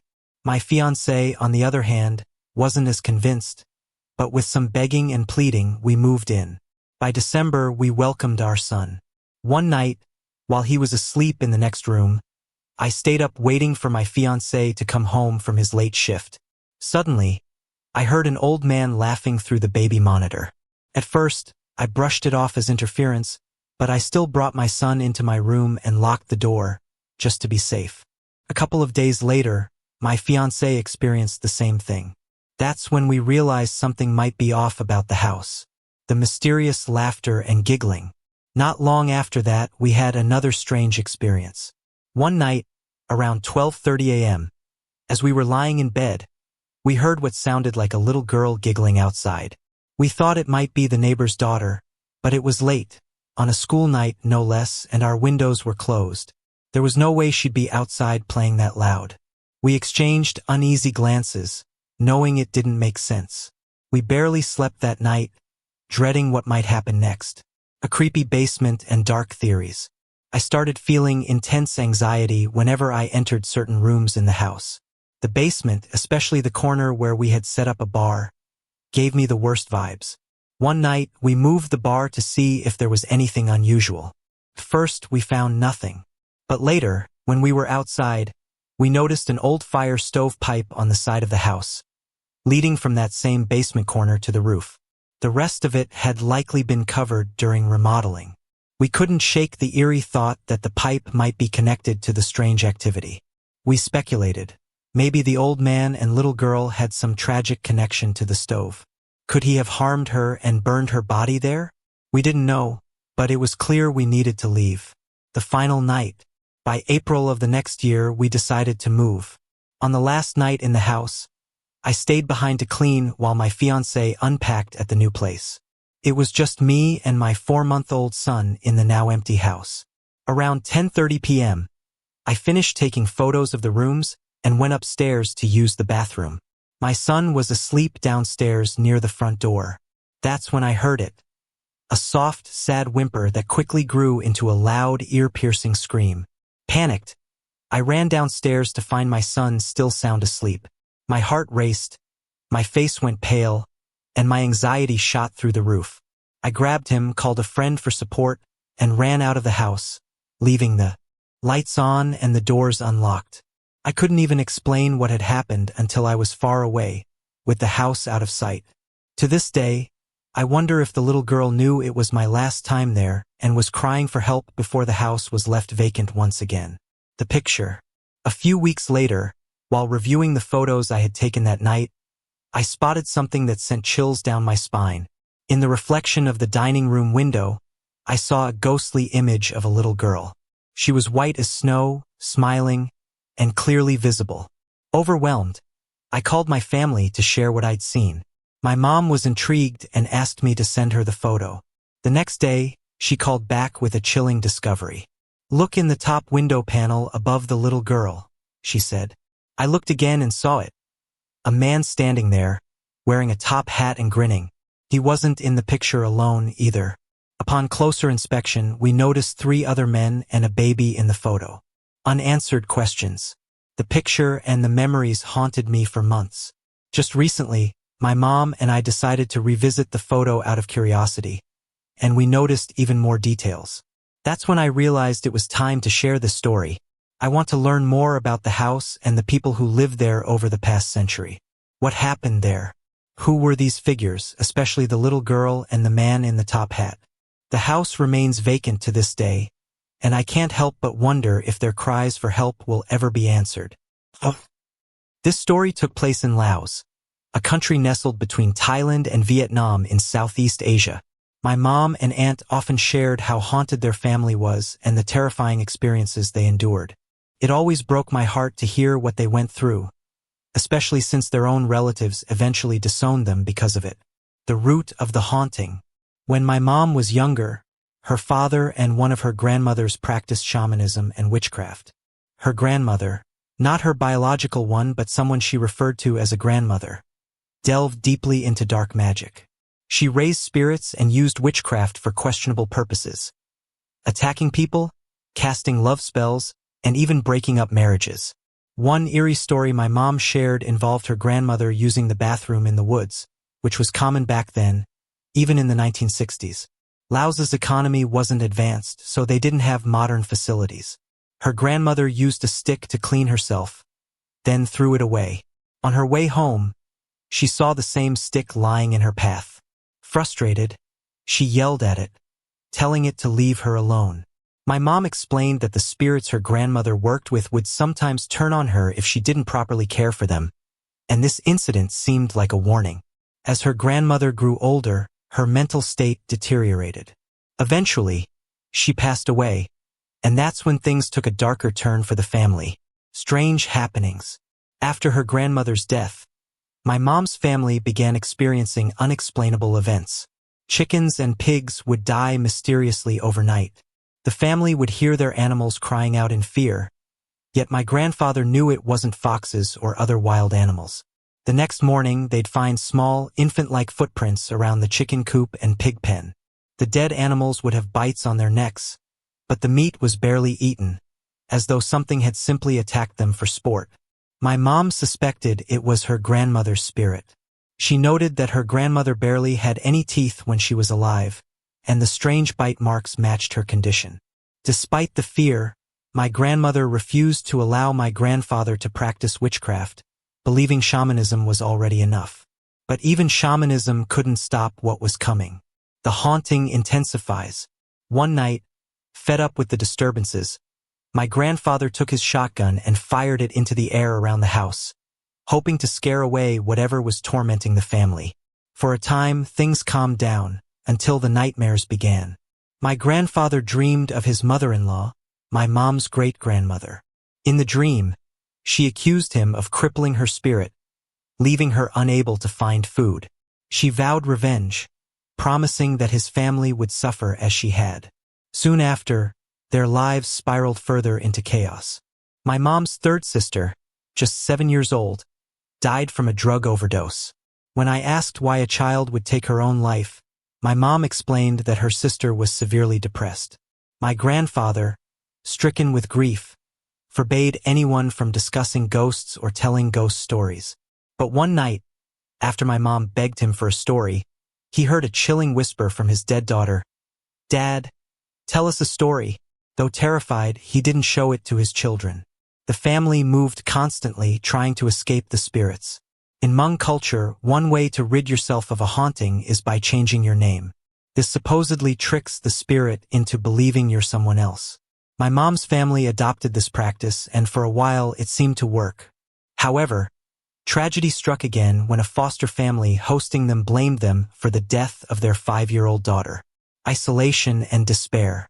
The family was shunned. Relatives, fearing the curse would spread, refused to help. Even my grandmother fell gravely ill, speaking in strange languages and becoming unrecognizable. In one horrifying incident, she nearly killed my aunt with a sickle. Though my grandmother begged my grandfather to convert to Christianity, hoping it might stop the haunting, he wasn't ready. Shortly after, she passed away. My mom believed her great-grandmother's spirit was behind it all. The turning point, the haunting culminated with my uncle falling into a seizure and slipping into a coma. Desperate, the family pleaded with my grandfather to bring in a pastor. They made a deal. If the exorcism worked, my grandfather would abandon shamanism and accept Christianity. If not, he would continue his practices. When the pastor came, he prayed over my uncle. Miraculously, my uncle woke up and fully recovered. True to his word, my grandfather threw away his shamanic tools and embraced Christianity. From that moment, the hauntings ceased. My mom believes God intervened, protecting them from the vengeful spirit for good. A lingering pain. Despite finding peace, the past left scars. When my mom tried reconnecting with lost relatives, she discovered many believed her family had been wiped out by the curse. It's heartbreaking that such beliefs severed ties so deeply. I often remind my mom to remain thankful to God for her survival, but her faith sometimes wavers. Still, I hope she remembers how her family overcame the darkness. This story may sound like a movie, but my mom insists it's all true. It's a chilling reminder of how the supernatural shaped her life, and I'm grateful I haven't inherited her encounters. For now, this is all I can recall, though there's much more to tell. Last year, I moved into an apartment with 2 roommates and my son. Everything was fine at first, but about halfway through the year, strange things started happening. It began with small things. I would feel someone sitting on the edge of my futon bed. Once, my blanket was pulled a few inches away from me while I was lying down. Sometimes, my son and I would sleep on the floor. It's something we find comfy and normal. But one night, I heard loud jumping in the middle of the room. The sound stopped abruptly, and then I heard shuffling near my legs. Whatever it was stood still for a moment before crossing over my legs toward the wall. I was terrified and unable to move. My phone was next to me, so I called my roommate in the next room. As soon as she came in, I could move again. My son and I spent the rest of the night in her room. The next day, I shared what happened with a coworker, who suggested burning sage and herbs to cleanse the space. That evening, I boiled thyme, sage, and rosemary, walking through every room with the steaming pot. It seemed to work. There were no strange occurrences for months. But eventually, the feeling returned. I felt someone sit at the end of my futon again. I ignored it, but the sense of being watched lingered. The unease was constant, especially when I was alone, as though invisible eyes were on me. When our lease ended, my son and I moved into a 1-bedroom duplex. Things were quiet for a while, but a few weeks ago, the strange experiences returned. One night, I felt a force trying to push me aside as I lay in bed, as if it wanted to share the space. I woke up and instinctively pushed back, settling myself in the middle of the bed again. It was unsettling, but I tried to shake it off. A terrifying encounter. Last night, something happened that shook me deeply. I woke up to the sensation of someone pulling the top of my hair. It wasn't gentle. It hurt, like a firm, deliberate tug. At the same time, I felt a heavy pressure on my body, a chilling numbness spreading through me. I struggled to move, to open my mouth or eyes, but I couldn't. The pressure intensified as I fought against it. Finally, I managed to open one eye, though it was difficult, as if a weight was pressing down on my eyelid. I saw something, a strange figure. It wasn't fully there, yet there was a golden yellow outline around its blob-like form. The image was bizarre and terrifying. I couldn't keep my eye open for long. The effort was exhausting. I closed it, heart racing, and wished desperately for the experience to end. I drifted in and out of sleep, dreaming that I called my friends for help. Each time, I'd wake up only to realize it wasn't real. I still couldn't move, and the presence was still there, pulling my hair and weighing me down. I had another dream where I was in a strange house, running from a killer. I ran outside, met friends in front of the house, and waited for the police. It wasn't my home, but it felt eerily connected. Finally, my son's cries woke me. The paralysis was gone, and I could move again. I turned on the light, gave him a bottle, and lay there trembling. I was drenched in sweat, yet chilled to the bone. Needing comfort, I called a friend and told her everything. The fear lingered as I tried to calm myself, seeking solutions. I spent the rest of the night with the lights on, barely dozing off. Eventually, I got up and started my day, but the experience stayed with me, making me uneasy. A friend advised me to boil herbs again and firmly tell the spirit that this is my home. She also suggested using corn, as in our culture, it is believed to ward off spirits by attacking them. I planned to try everything to reclaim the peace in my space. This incident happened many years ago when I was living in rural Minnesota. It's a memory that has stayed with me ever since. At the time, I was spending a lot of time with a close friend who was preparing to join a Catholic seminary that fall. I, on the other hand, was heading off to university and was doing my best to avoid being home for personal reasons. My friend liked to visit a small church near his home. It wasn't much more than a chapel, but it was peaceful and welcoming. The church was usually left unlocked, but even if it had been locked, The local priest knew my friend well and would open it for him. My friend would go there to pray, and I'd usually sit quietly and read, happy to have a calm place to spend time.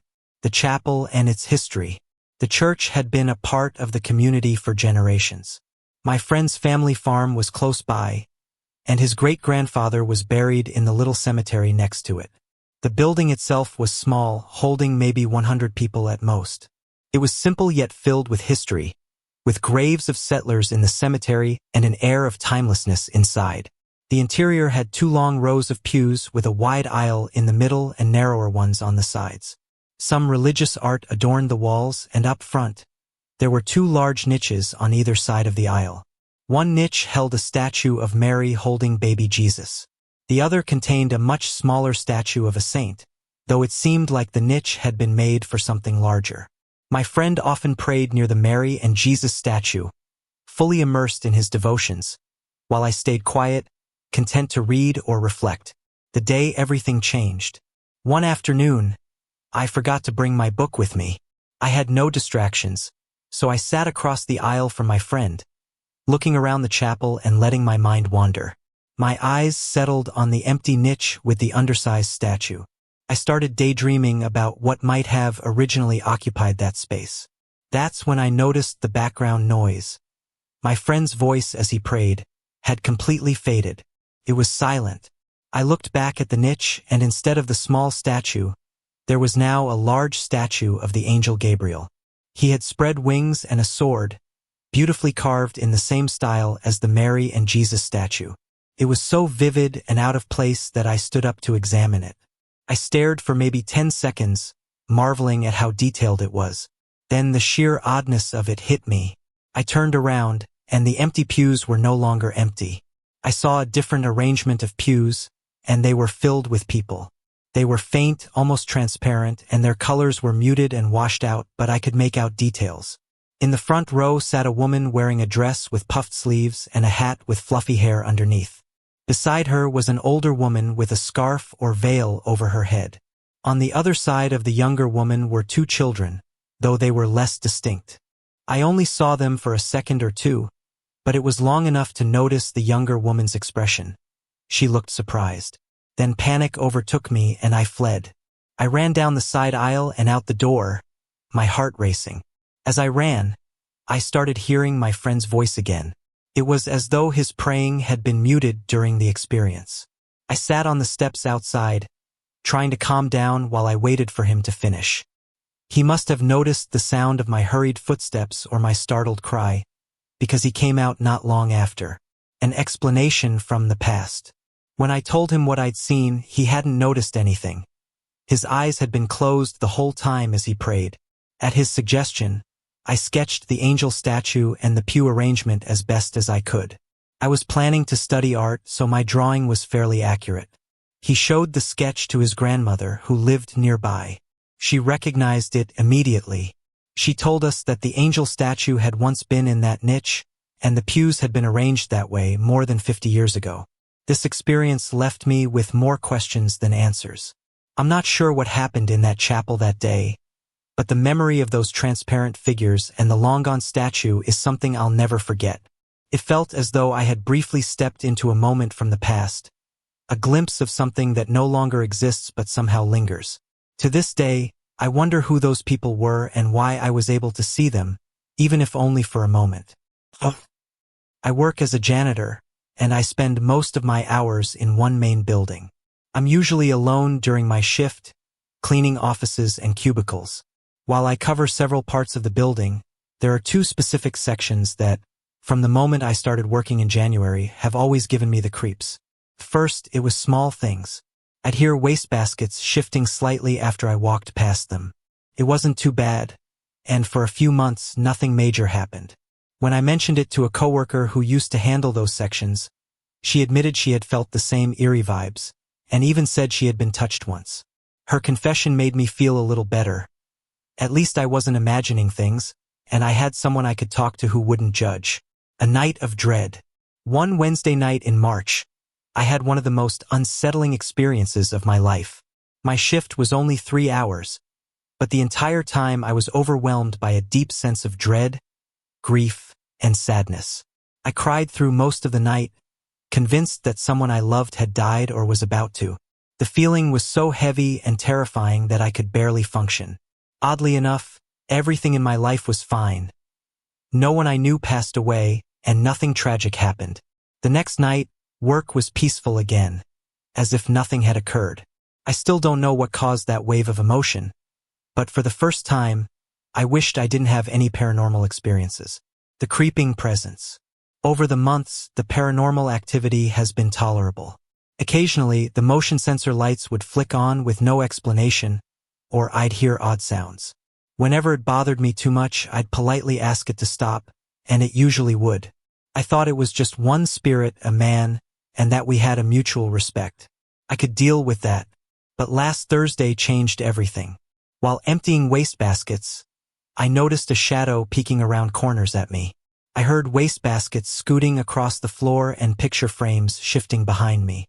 Footsteps echoed in the halls as if someone was following me, yet I was alone. Then, in the large cubicle area, I distinctly heard a woman talking. I couldn't make out the words, but the motion sensor lights weren't on, which meant no one else was there. I felt uneasy and asked them, whoever or whatever they were, to leave me alone, but this time they didn't listen. The activity continued, and for the first time in a long while, I felt truly frightened. A growing presence. What unsettles me most is realizing I might be dealing with more than just one spirit. My coworker mentioned hearing a child's voice in the past, and now I've heard a woman's voice alongside the man's presence. I can't help but wonder if I've stirred something up, especially after bringing in extra help the night before. Maybe they were upset that I hadn't warned them? I've always been respectful, saying a friendly hello if I hear something and never being rude.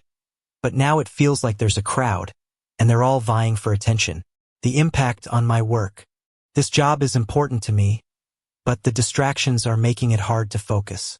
I need to be meticulous with my cleaning, but it's difficult to concentrate when I'm constantly turning my head, thinking someone is following me or moving objects around. I've even told them they're distracting me, but it hasn't helped. Seeking solutions. I don't know much about the building's history. The current business has been there since the 1980s, but I'm unsure how long the building itself has stood. I feel stuck and need advice on how to calm these spirits, or at least get them to leave me alone while I'm working. Are there herbs, stones, scents, or rituals that can bring peace to the space? Are there methods I can use to strengthen myself mentally and emotionally so I don't feel as scared? I don't want to lose this job. It's the only one I have right now. But I also need to find a way to coexist peacefully with whatever is there. Haunting experiences at St. Mary's University in Winona, Minnesota. I attended St. Mary's University in Winona, Minnesota, for a year and a half before financial struggles forced me to leave. During that time, I collected some memorable stories, both personal and shared by close friends. St. Mary's has a rich history, and with it comes a reputation for the paranormal. Dorothy Magnus in the theater. My first experience was also my most vivid. It happened in the university's theater during class. I was a theater major, and we were sitting in the audience seats facing the stage. The side curtains were drawn back so you could see backstage. I noticed movement stage left, where no living person was standing. A bright, white figure walked upstage toward the stairs leading to the catwalk. It was a woman, dressed in an old-fashioned gown. I stared, startled, but no one else seemed to notice. Later, I went to the green room where a portrait of Dorothy Magnus, the theater's benefactor, hung on the wall. I nearly froze when I saw her face. The figure I had seen looked just like her. I believe it was Dorothy, checking in on her beloved theater. It felt special, almost as though she had chosen to appear only to me, despite the room being full of other students. Heffrown Hall, a known haunted dorm. For my final semester, I lived in Heffrown Hall on the 3rd floor. If you Google Heffrown Hall, you'll see that it's often listed as one of the most haunted dorms in the country, with even the Winona Daily News covering its ghostly reputation. Before moving in, I decided to explore the dorm. It was summer, and I wandered into the 2nd floor, which was unlocked. The hallway was empty, the carpet ripped up for renovations. As I walked down the hall, I heard a loud commotion coming from one of the rooms, like furniture or objects being tossed around. Thinking I might have startled workers or someone moving things, I approached the room. To my surprise, it was completely empty. The sound stopped the moment I entered. Though startled, I couldn't help but feel thrilled. I'd finally had my own Heffrown experience.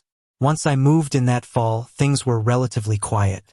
Late at night, I'd occasionally feel uneasy, but I attributed it to scaring myself by reading too many ghost stories online. A crying spirit in Skemp Hall.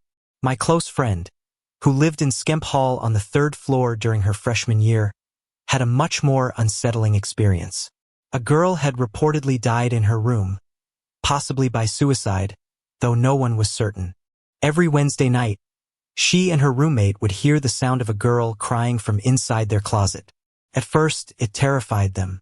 They tried talking to the spirit, attempting to comfort her, but the crying never stopped, nor did the spirit ever respond.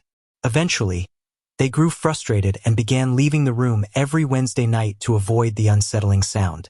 My friend later spoke to other girls who had lived in the same room, and they all reported the same experience. A threatening spirit in St. Mary's Hall. Another encounter my friend had was in St. Mary's Hall, also on the 3rd floor. She and her friends were playing hide and seek in the dark. She loved carefree fun like that. She hid in a room at the end of the hall, waiting to be found. Suddenly, something grabbed her ponytail, jerking her head back. She heard an angry man's voice sneer, "Get out!" Terrified, she bolted and refused to go back to that floor at night ever again. A creepy knocking. My sister stayed with me a few times while I was at St. Mary's. During one visit, she left my dorm late at night to grab a snack. On her way, she passed a wall in St. Mary's Hall and heard an unsettling knocking. The sound came from inside the wall, even though the building was locked up and empty. She said it wasn't the sound itself that unnerved her. It was the eerie, uncomfortable feeling that came with it, a collection of ghostly tales. St. Mary's University is full of history, and with it comes an undeniable layer of mystery. From Dorothy Magnus watching over her theater to the spirits haunting the dorms and hallways, the campus offers countless stories for believers and skeptics alike. Even though I didn't get to finish my time there, the experiences I had, and the ones my friends shared, make me feel connected to the place in a strange, supernatural way. In 1999, my husband's cousin, Ted, not his real name, passed away from liver failure.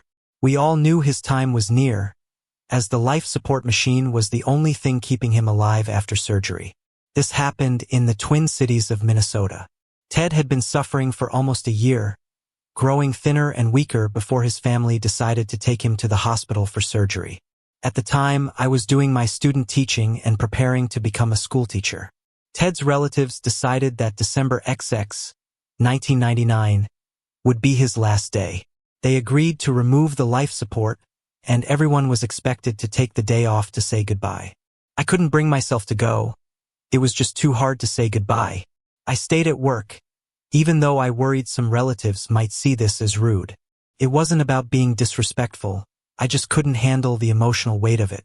At noon that day, I knew in my heart that Ted had passed. The sky felt quiet and heavy, almost eerie. On my way home, I couldn't stop thinking about him, where he might be now or what his final moments were like. When I got home, I tried calling my husband to confirm what I already knew, but I couldn't reach him. So, I called one of his cousins instead and asked, "Did Ted pass away? And where's my husband?" His cousin told me that Ted had passed, and my husband was out making funeral arrangements. I said I would come over later that evening. In our Hmong culture, when a family member passes away, we stay with the grieving family until the funeral begins. Relatives take turns keeping them company to offer support and warmth, sometimes even spending the night to ensure they feel safe. It's a way of showing how deeply connected our families are. After the call, something strange happened. A girl called me saying she wanted to come over. It felt real, but it happened so quickly that it felt almost dreamlike. I told her she could come, though I didn't know why she wanted to visit. While I was in the kitchen looking for something to eat, my brother and son were watching cartoons. Suddenly, the doorbell rang. Thinking it was the TV, I asked my brother, but he said it wasn't. The doorbell rang again. I went downstairs to check. Our house had a split-level entry, with the basement downstairs and the living area upstairs. I opened the door, but no one was there. Confused, I closed the door and started walking back upstairs when the doorbell rang again. Annoyed, I opened the door again, but there was still no one. I thought to myself, if someone is playing a trick, I should at least hear footsteps or movement. I asked my brother to look through his bedroom window to see if anyone was on the porch. As he was checking, the doorbell rang again, this time right in front of me. I was staring at the door, and I knew no one was there. Frustrated, I flung the storm door open and shouted, "If you're going to come in, then come in. Otherwise, go away." I didn't realize it at the time, but it could have been Ted, who had passed just hours earlier. When my brother finally came back, his face was pale. I asked if he saw anything, and he just shook his head. Later, I told my husband about the incident, and he said, maybe Ted missed us and wanted to stop by to say goodbye. He never saw our house before. I thought he might be right. That evening, my brother insisted on coming with me to Ted's family home. He didn't want to stay home alone. Ted's funeral lasted 4 days and 3 nights, following the Hmong tradition. Non-Christian Hmong funerals often last a week, but in America, they are shortened to start on Friday and end Monday afternoon with the burial. Staying awake for 24 hours to honor the deceased is one of the hardest parts, but it's a way to show love and respect. We believe the dead must pay their debts in the afterlife before they can reincarnate into a new family. After the funeral, my brother refused to sleep in his room. He stayed on the floor in our room for a week until he finally felt safe again. Ted never visited after that. What made Ted's death even more unsettling was what followed. 6 months later, his older brother died in a car accident. A year after that, their mother passed away, unable to cope with losing both her sons. Felt like a chain reaction, as if the family was cursed. One Christmas in 2000, my mom told me something chilling. She said, "Thank God Ted didn't take your husband with him." Confused, I asked what she meant. My mom explained that my dad had a dream after Ted's death. In the dream, Ted said he felt lonely and wanted my husband to join him for a drink. My dad replied, "No, you can't take my son-in-law. If you want a drink, have it with me instead." 6 months later, Ted's brother passed away. To this day, people wonder if that family was cursed or if something else was at play. It's a series of events none of us will ever fully understand. Have you ever heard of the old hag syndrome? Some experts call it sleep paralysis, and maybe that's what it is. But according to the old myth, it's a spirit that passes through your home and sits on your chest, making it hard for you to move or breathe. What I'm about to share happened to me long before I'd ever heard of this phenomenon. It was 1980, and I was around 20 years old. After breaking up with my girlfriend, I had to move back into my parents' house. It was spring, and I was feeling stressed out. That night, I went to bed in my old bedroom, listening to a mystery theater show on the radio, as I often did. Across the hall was another bedroom I had used for a while, and around the corner was my parents' room. They were already asleep, getting ready for work the next day. I had been laid off from my job, so I wasn't in any rush to wake up early. I drifted off to sleep with the streetlight outside casting a faint glow through the shades. My radio had an automatic timer and turned off after an hour. That's when my night took a terrifying turn. At around 3 a.m., I woke up to a red light flashing outside my window. I still don't know what it was. Feeling fully awake, I sat up and noticed my bedroom door was slightly open. I could see into the other bedroom across the hall. What I saw chilled me to the bone. In the faint light, I saw what looked like a swirling black cloud in the middle of the room. It wasn't just dark. It felt alive, like it had a presence, and it was malevolent. As I stared, 2 glowing red eyes emerged from the center of the cloud. Fear gripped me, and the moment it sensed my fear, the cloud rushed toward me faster than I could react. It hit me like a force and knocked me back onto my bed. I felt a heavy weight on my chest, as though something was sitting on me, holding me down. I couldn't move, couldn't scream. I could barely breathe. Felt like I was paralyzed, and I struggled to free myself. I tried to call out for my dad, but all that came out was a faint, muffled sound. My body refused to respond. Out of the corner of my eye, I could see the clock ticking away, time slipping by as I fought whatever was holding me down. And then suddenly it was gone. I sat up, gasping for air, drenched in sweat. My chest felt heavy, but there was no visible presence in the room.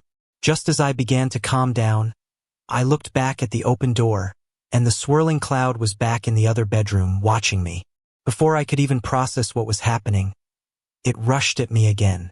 For a second time, I was paralyzed, unable to move or scream. This cycle repeated a third time that night. Each time, the weight and terror were unbearable, and I could feel myself losing hope. Between these attacks, I managed to turn my radio back on for some comfort. The faint sounds helped keep me calm between the events.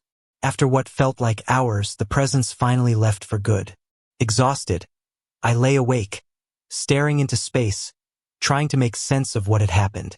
By the time my dad got up for work and the sun started rising, I finally felt safe enough to sleep. When I woke up later that day, I told my mom what had happened. She dismissed it as a bad dream, but I knew better. It was far too vivid, too real to be just a dream. Years later, I came across a book called Communion, which described alien encounters. The author talked about feeling paralyzed, unable to move, much like what I experienced. Some believe that during alien abductions, the victims can't recall what happens after they are taken. It made me wonder if something similar happened to me. Eventually, I learned about sleep paralysis, a state where you're caught between sleep and wakefulness. It's often linked to the sensation of being unable to move and is sometimes explained as the old hag syndrome. While science might explain it as sleep paralysis, I believe my experience was real.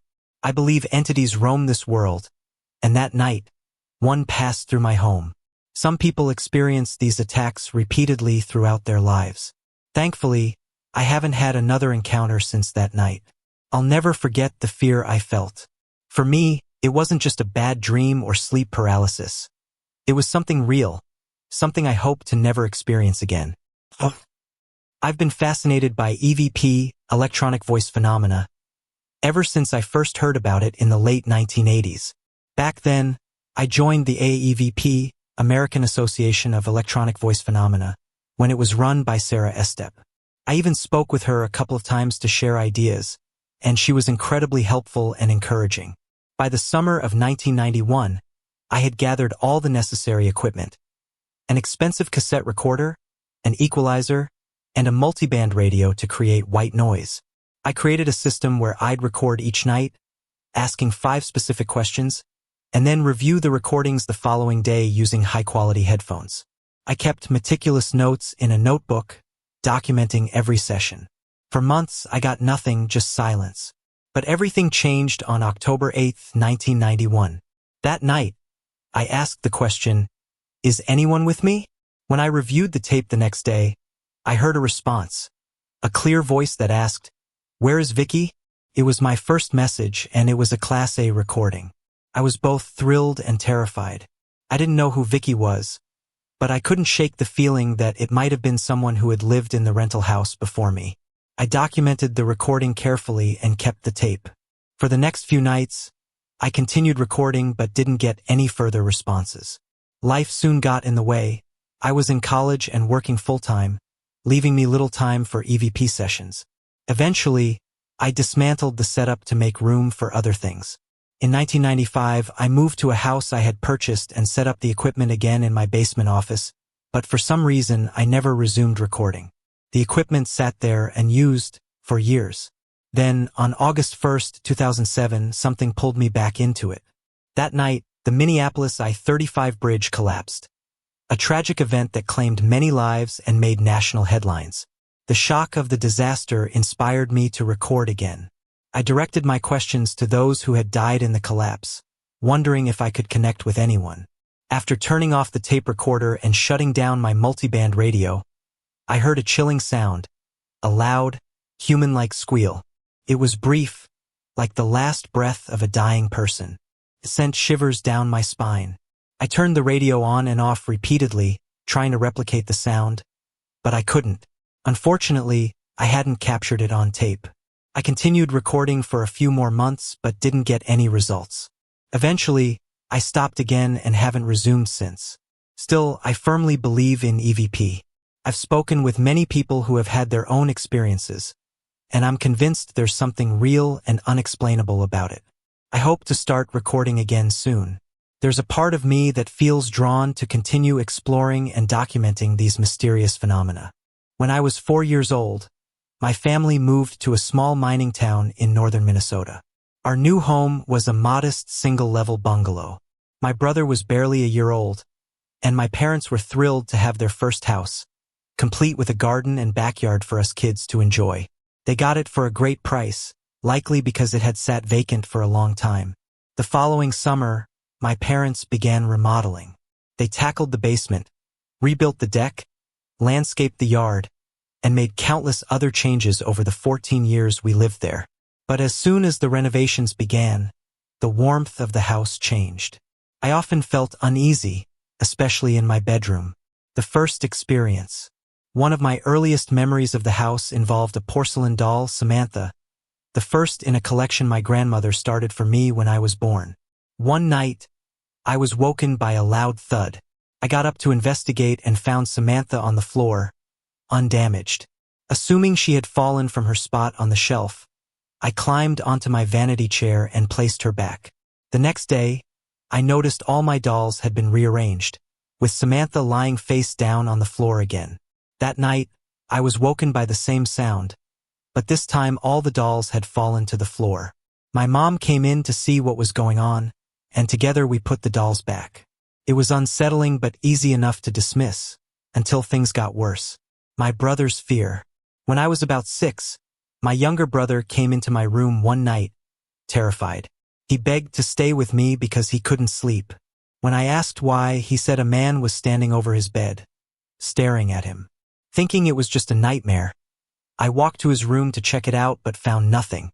I reassured him, but he refused to return to his bed. That night, I let him sleep in my room. Later that night, I woke up to a breeze. The window was open, so I closed it and went back to bed. Moments later, it opened again. Confused, I repeated the process a few times until I finally saw it happen on its own. As I stared, I felt warm breath on my neck and heard slow, heavy breathing. Turning to look behind me, I caught a glimpse of a face in my vanity mirror. A man with blonde hair, blue eyes, and a green jacket. When I spun back to the window, no one was there. Checking the mirror again, I saw the same face staring back. I screamed, waking my brother. He later told me he believed me. He had seen the same man before. The escalation. From that point, the activity escalated. My cassette player began rewinding, pausing, and replaying Thriller on its own. Even after I unplugged it, the music continued. Our dog would bark and growl at empty spaces in the hallway.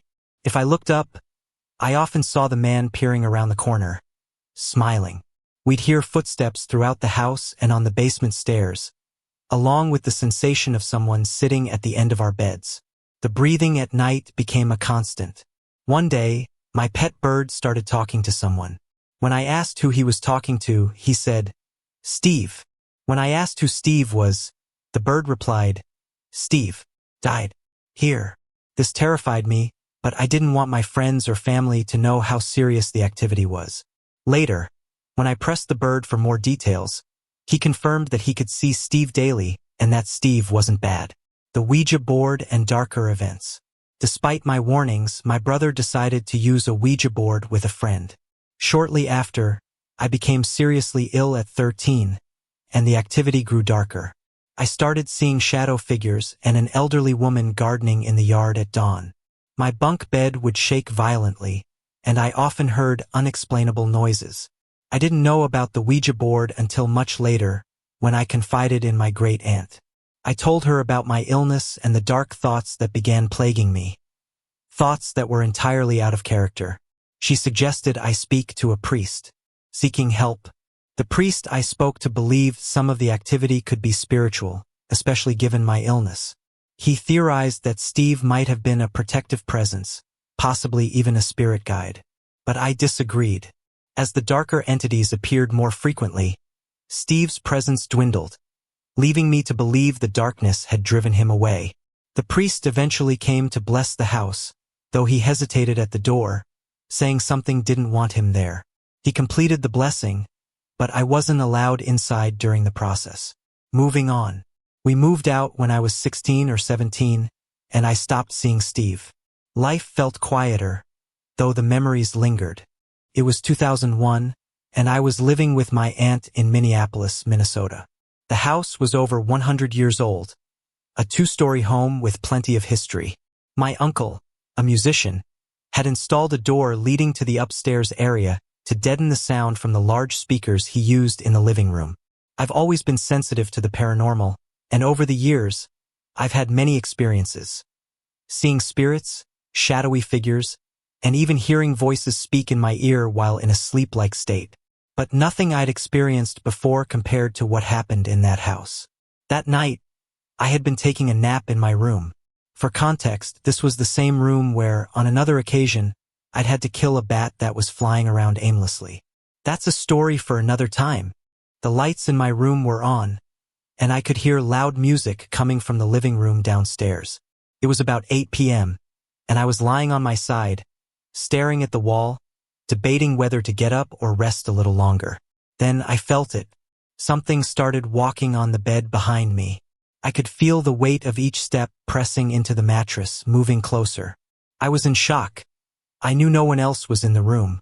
Frozen with fear, I somehow managed to count the steps. 4 steps from the foot of the bed to my head, then 4 steps back down to the foot. I couldn't believe this was happening while I was fully awake and conscious. The moment the steps stopped, I heard a low, guttural grunting noise, strange and inhuman. That was enough for me. Summoning every ounce of courage I had, I flipped onto my back and yelled a string of expletives at whatever was in the room with me. But with my uncle's music blasting downstairs, no one heard me. Not knowing what else to do, I bolted for the door. The hallway outside my room was pitch dark, so I ran to the nearest room, the bathroom, and slammed the door behind me. I stood there, heart pounding, trying to gather my thoughts. Did that really just happen? I kept asking myself. As I tried to process what had happened, I started hearing footsteps outside the bathroom door. At this point, panic set in. I wanted to run downstairs and tell my family, but I was too terrified to leave. For 10 agonizing minutes, I stood frozen, summoning the courage to open the door. Finally, I decided I had to face it. Before opening the door, I told myself not to look back into my room. I was convinced that if I did, I'd see whatever had been haunting me. Despite my best intentions, I couldn't help but glance. Even though it was only a split second, it felt like an eternity. Thankfully, I didn't see anything, but the experience left me rattled. When I got downstairs, I found my family in the kitchen. I immediately told them what had happened. My uncle laughed it off, blaming the noises and the steps on a squirrel. His explanation frustrated me. There was no way a squirrel could have created the sensation of human-like steps on my bed. My aunt, however, believed me. She confided that she'd had dreams of female ghosts in the house and suggested that one of them might be smitten with me. I wasn't so sure. To me, it felt darker, more malevolent. From everything I'd read and seen, demons can take physical forms. While I was grateful it hadn't shown itself to me, I couldn't shake the feeling that it wasn't just a harmless ghost. Somehow, I managed to sleep in that room again, though I can't explain where I found the courage. Within a couple of months, I was out of that house for good. Even now, thinking about that night gives me chills. It's an experience I'll never forget. I recently stumbled upon this website and thought it might be the perfect place to share an experience I had about 10 years ago. An experience that still sends chills down my spine.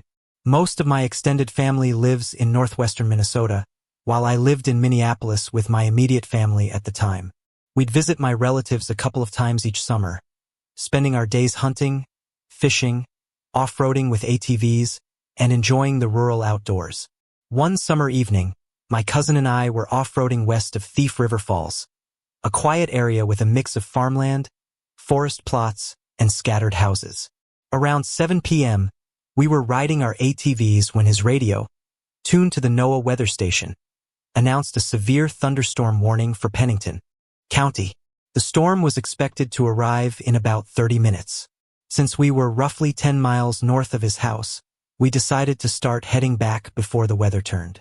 A few minutes into our ride, we stopped near an old cemetery and church about 50 yards off the road.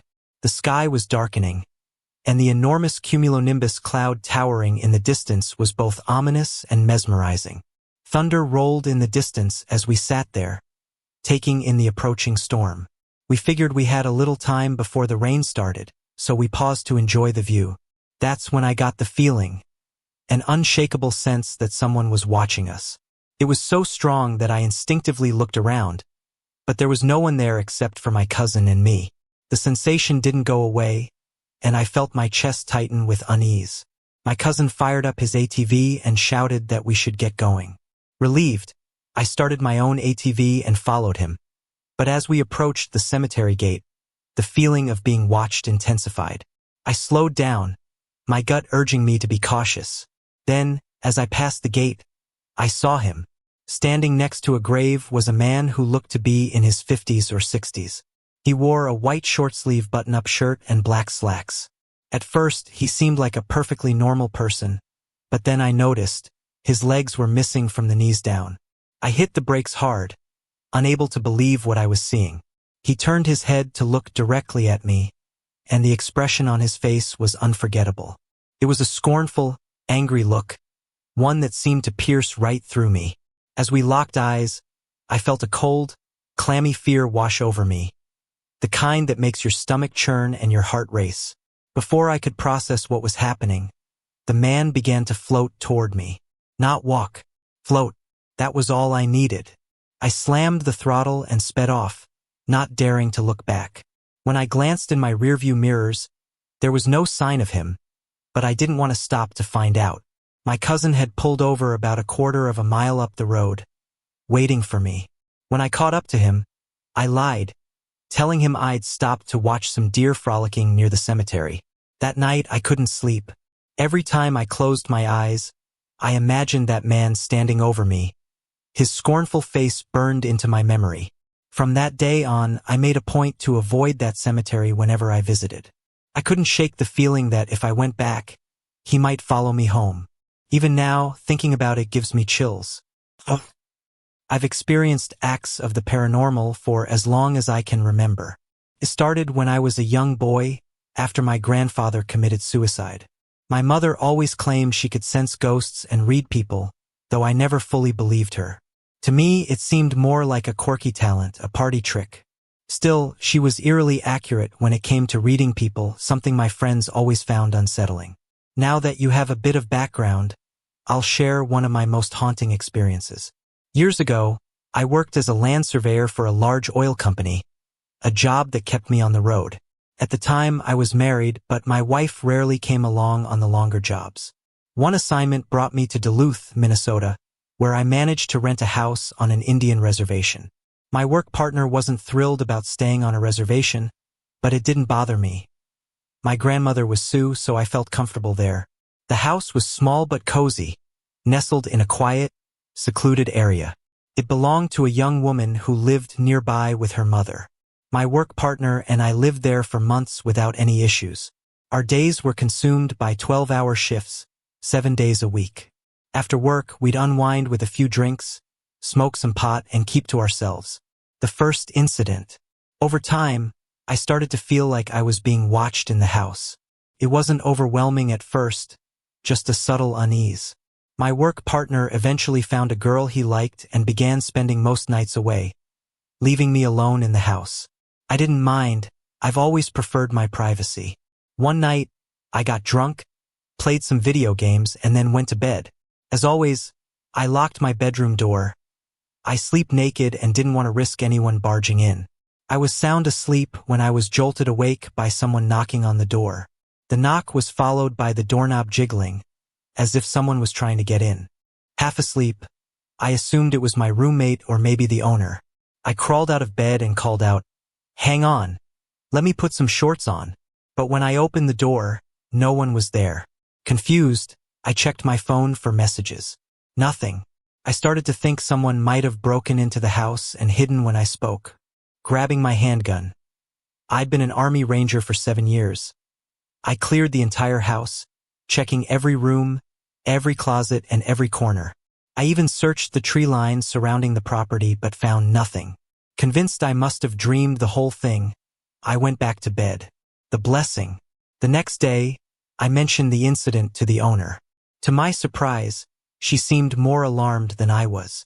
Without hesitation, she called a medicine man to come and bless the house. When he arrived, he burned sage and recited native prayers as he moved through each room.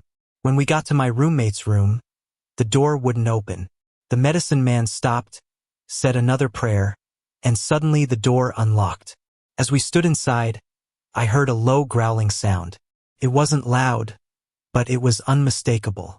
I froze, but the growling soon faded, and the room fell silent.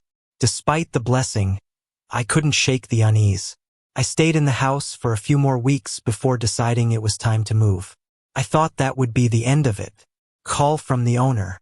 About a month later, the owner called me. She told me she'd seen a man standing in my roommate's old room. My stomach dropped. Why was she calling to tell me this? Then she added something that sent chills down my spine. He looked just like the man in the picture you hung in the living room. I was stunned. The only picture I had hung in that house was of my brother, the brother who had died in a car accident the day I came home from Iraq. Lingering questions. To this day, I'm not sure what to think. Has my brother been following me since his passing? Did he stay behind in that house because he liked it? Or was the owner simply mistaken? Whatever the truth may be, that experience still lingers in my mind, leaving me with more questions than answers. It was July 1984, and I was living in an apartment house in town. To this day, that summer stands out as the most haunted period of my life. I lived in the basement, while Carmen and her husband Bill, my landlord's parents, lived upstairs. They were in their 80s. Carmen was still active and healthy. She could even drive herself to church on Sunday mornings. Bill, however, was mostly blind and somewhat deaf, relying on Carmen for his care. They were a sweet couple and seemed to appreciate having me nearby, almost as a sense of protection. One day, I came home to learn that Carmen had passed away from a heart attack on her way to the hospital. Bill was left alone in the apartment for 3 months, with assisted living aides helping him during the day. That's when the strange occurrences began in my basement apartment. The start of the haunting. The first incident happened late one night as I was lying in bed, trying to fall asleep. Suddenly, I heard a loud thump on my dresser, like the sound of a small firecracker. Startled, I sat up and waited. A minute later, it happened again. Frightened, I turned on the light and stared at the dresser. The sound repeated, but I couldn't see anything causing it. I was ready to flee the apartment, but then it stopped. It never happened again. Another time, I was getting ready to go out on a Saturday evening. The stereo was on, and I was shaving in the bathroom when the phone rang. I turned the volume down and answered the call. Moments later, I heard a heavy crash in the living room. Rushing to see what had happened, I found my large painting on the floor. Puzzled, I examined the hooks, expecting one to be broken. But to my shock, both the hooks on the wall and the painting were completely intact. The hooks were over 1.5 inches deep, meaning the painting would have had to lift itself up and over them to fall. There was no vibration from the stereo, as I turned the volume down low. I couldn't explain it. One Saturday morning, I left early to help my dad clean his garage. When I returned around 6 p.m., I noticed something strange. The cuckoo clock in the living room read 2 o'clock, my bedroom clock read 3:15, and my office clock showed 12:25, all different times. Yet when I had left that morning, all the clocks were correct. Thinking there might have been an electrical issue, I went upstairs to ask Bill. He told me no one had been in the house all day, and there had been no power outages. My door had been locked, and the clocks in my bedroom and office were battery-powered. Someone or something had to have tampered with them. The most chilling night. After 3 months, Bill was moved to a rest home, leaving the upstairs apartment vacant. One night, while I was sleeping, I woke up to the sound of a TV blaring upstairs. At first, I didn't think much of it. When Bill and Carmen had lived there, their TV was always on, often tuned to the 700 Club. But then reality hit me. No one lived upstairs anymore. I turned on the light, my heart racing, and the sound continued. I could hear the faint noise of a program ending, followed by the familiar sound of frail footsteps, Carmen's footsteps, crossing the floor to turn off the TV. Then I heard something new, the creaking of a rocking chair. Terrified, I forced myself to go upstairs. The apartment was completely dark, the door locked from the outside.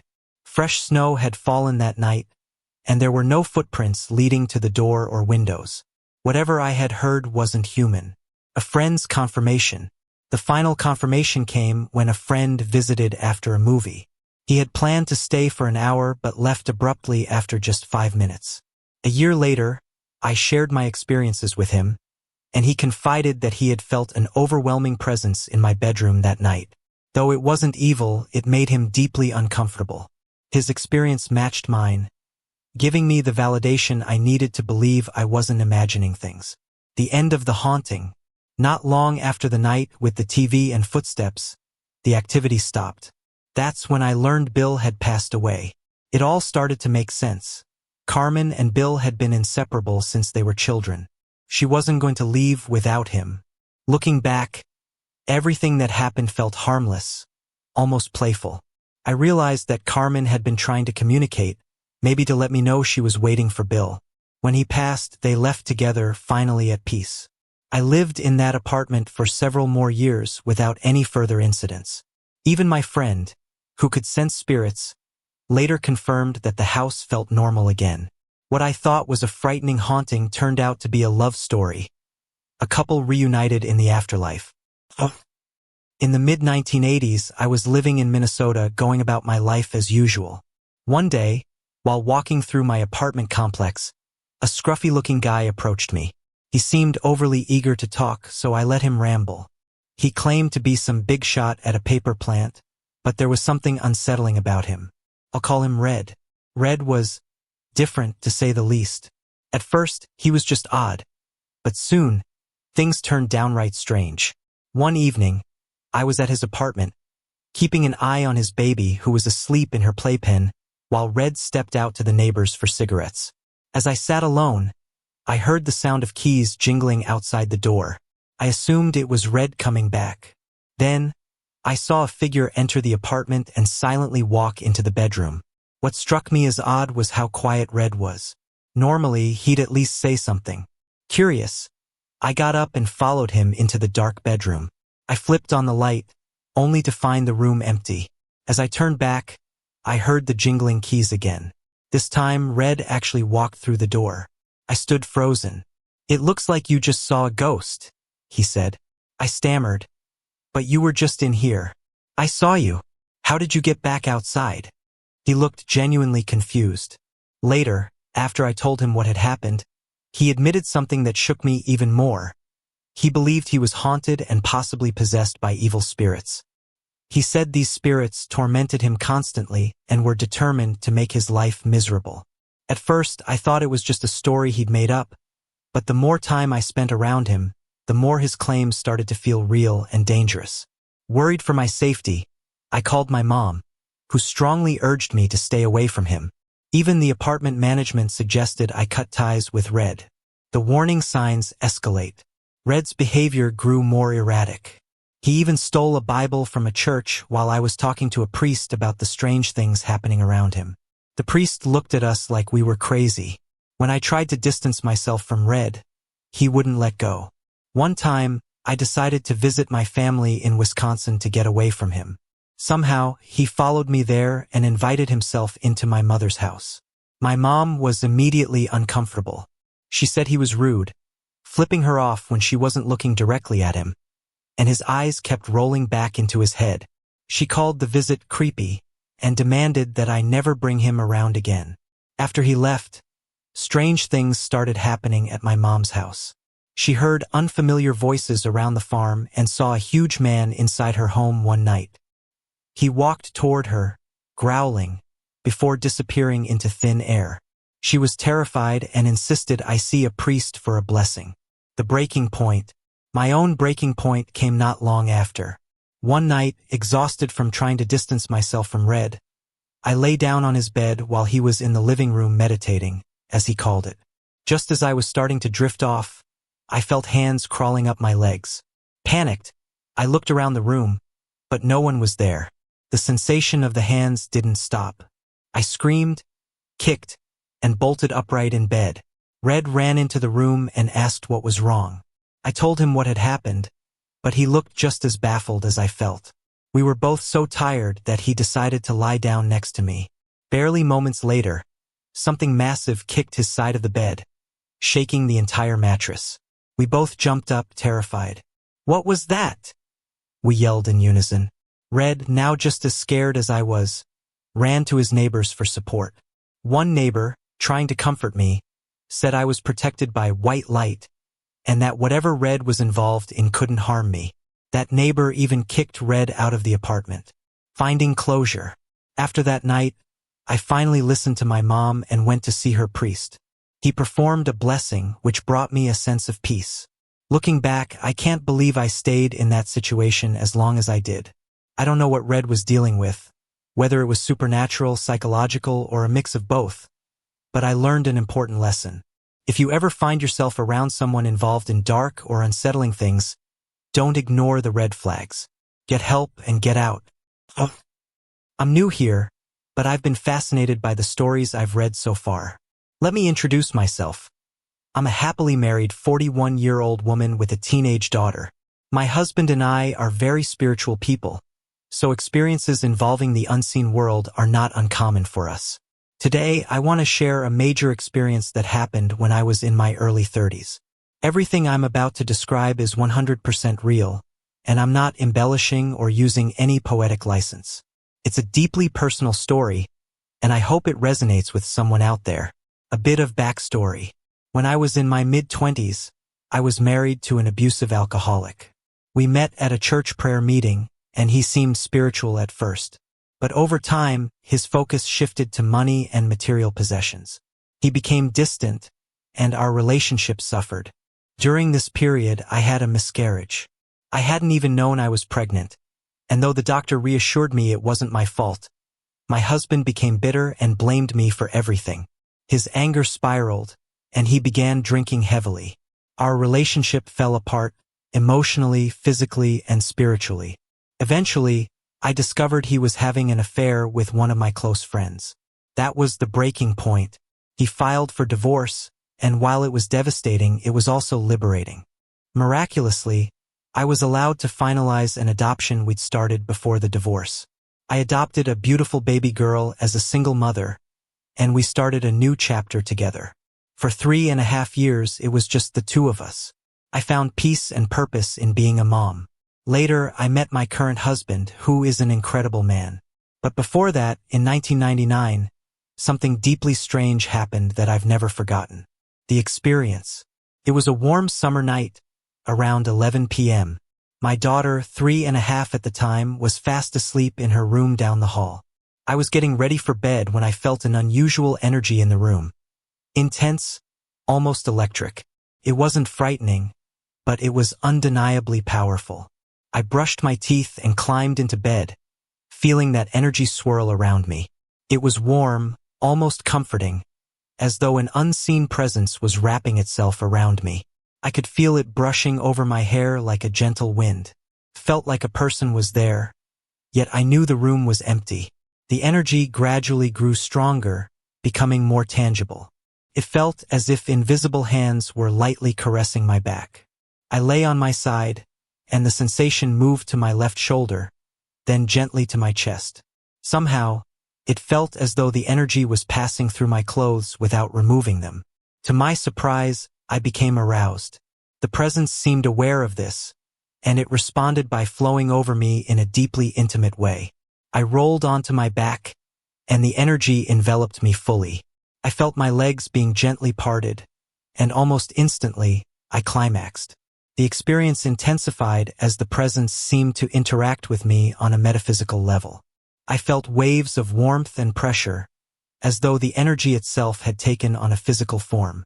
The sensations were overwhelming yet tender, and I climaxed again. At that moment, I felt completely at peace, as if this entity truly cared for me. But then, things shifted. The energy turned cold and heavy. I heard my bathroom door slam loudly, breaking the stillness of the night. Moments later, I heard what sounded like water running, like someone relieving themselves in the bathroom. The air grew thick and cold, and I could feel an ominous presence lingering nearby. When I eventually mustered the courage to investigate, I was met with an overwhelming stench of sulfur and something metallic. The toilet bowl was filled with dark yellow urine, even though I distinctly remembered flushing earlier.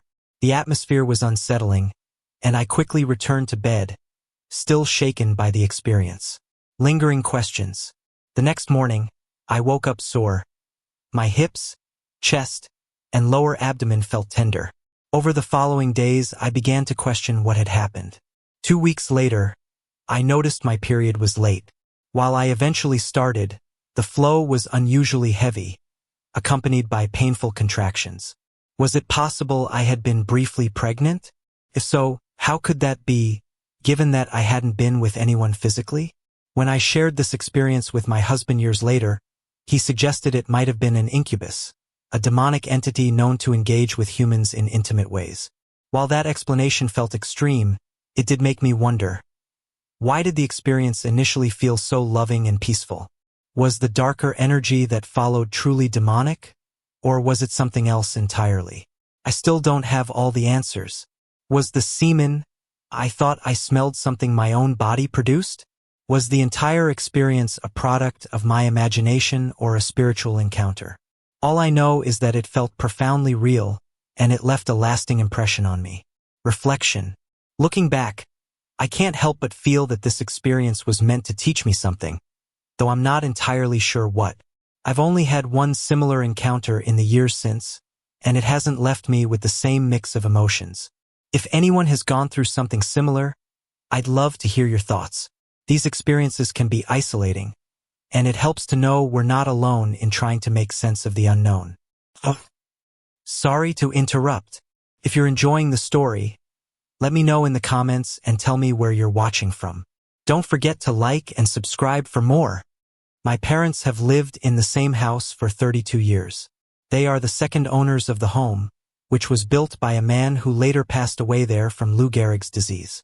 I'm now 30, but I've had unexplained experiences in that house for as long as I can remember. One of the most vivid occurred when I was about 12, and my younger sister was 8. We both saw an apparition pacing back and forth in our bedroom.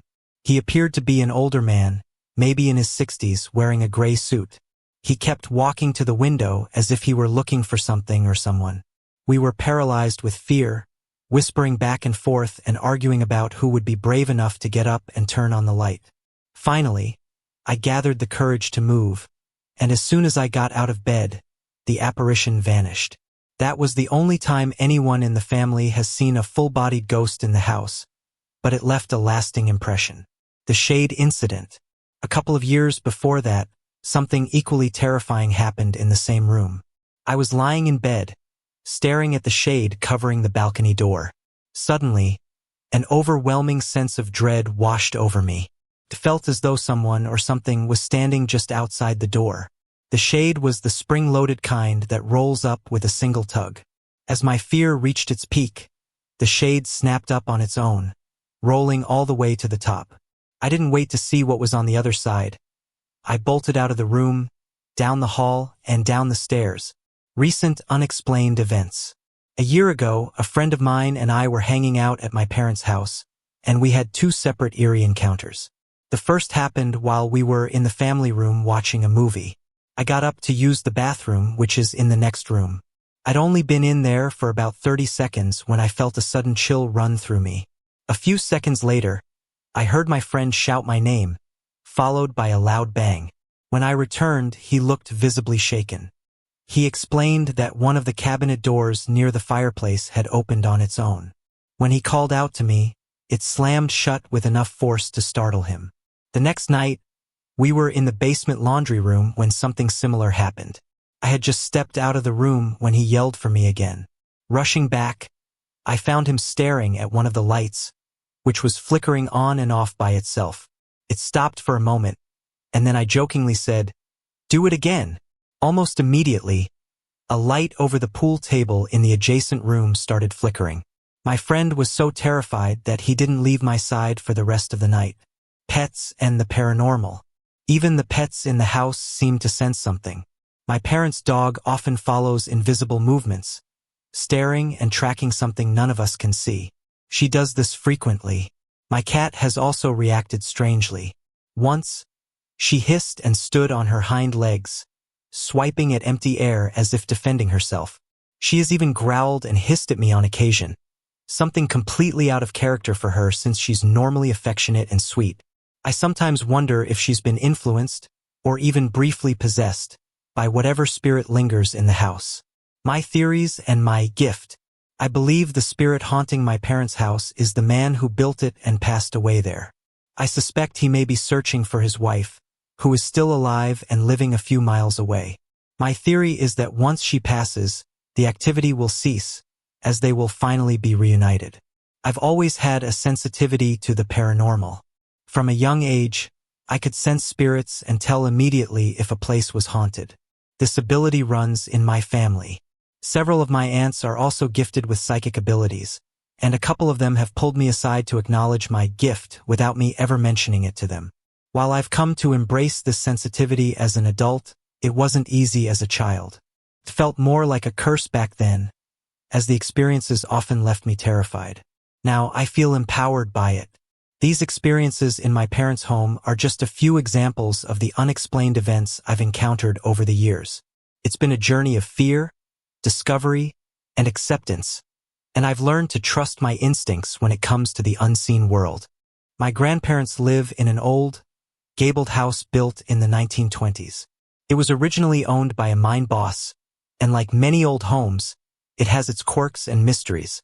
One such oddity occurred when my sister and I were hanging out in the basement and heard classical music coming from a coal shaft that led into the laundry room. Curious, we traced the shaft to its other end, which seemed to lead to a covered ash door at the bottom of an unused fireplace in the living room. Thinking the music might have come from a hidden radio or CD player, we searched the house but found nothing. What's more, the music stopped when we went upstairs. That's when we remembered with a jolt that we were alone.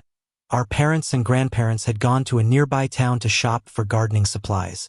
Sure, the music might have come from a neighbor's house, but this was an old house with walls over a foot thick. You can't even hear someone shouting from another floor, so how did music travel so clearly?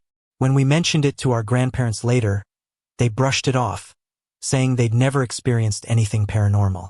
A Christmas gathering and a strange night. That Christmas, the entire family gathered at my grandparents' house. I felt some relief. Creepy old houses are much less intimidating when filled with the warmth and noise of family. As more relatives arrived, my sister and I were shuffled between rooms until we ended up on an old pull-out sofa in the den above the garage. This part of the house had once been the servants' quarters, complete with a musty-smelling red staircase and an old maid's bedroom. As a toddler, I'd been terrified of that room for reasons I couldn't remember.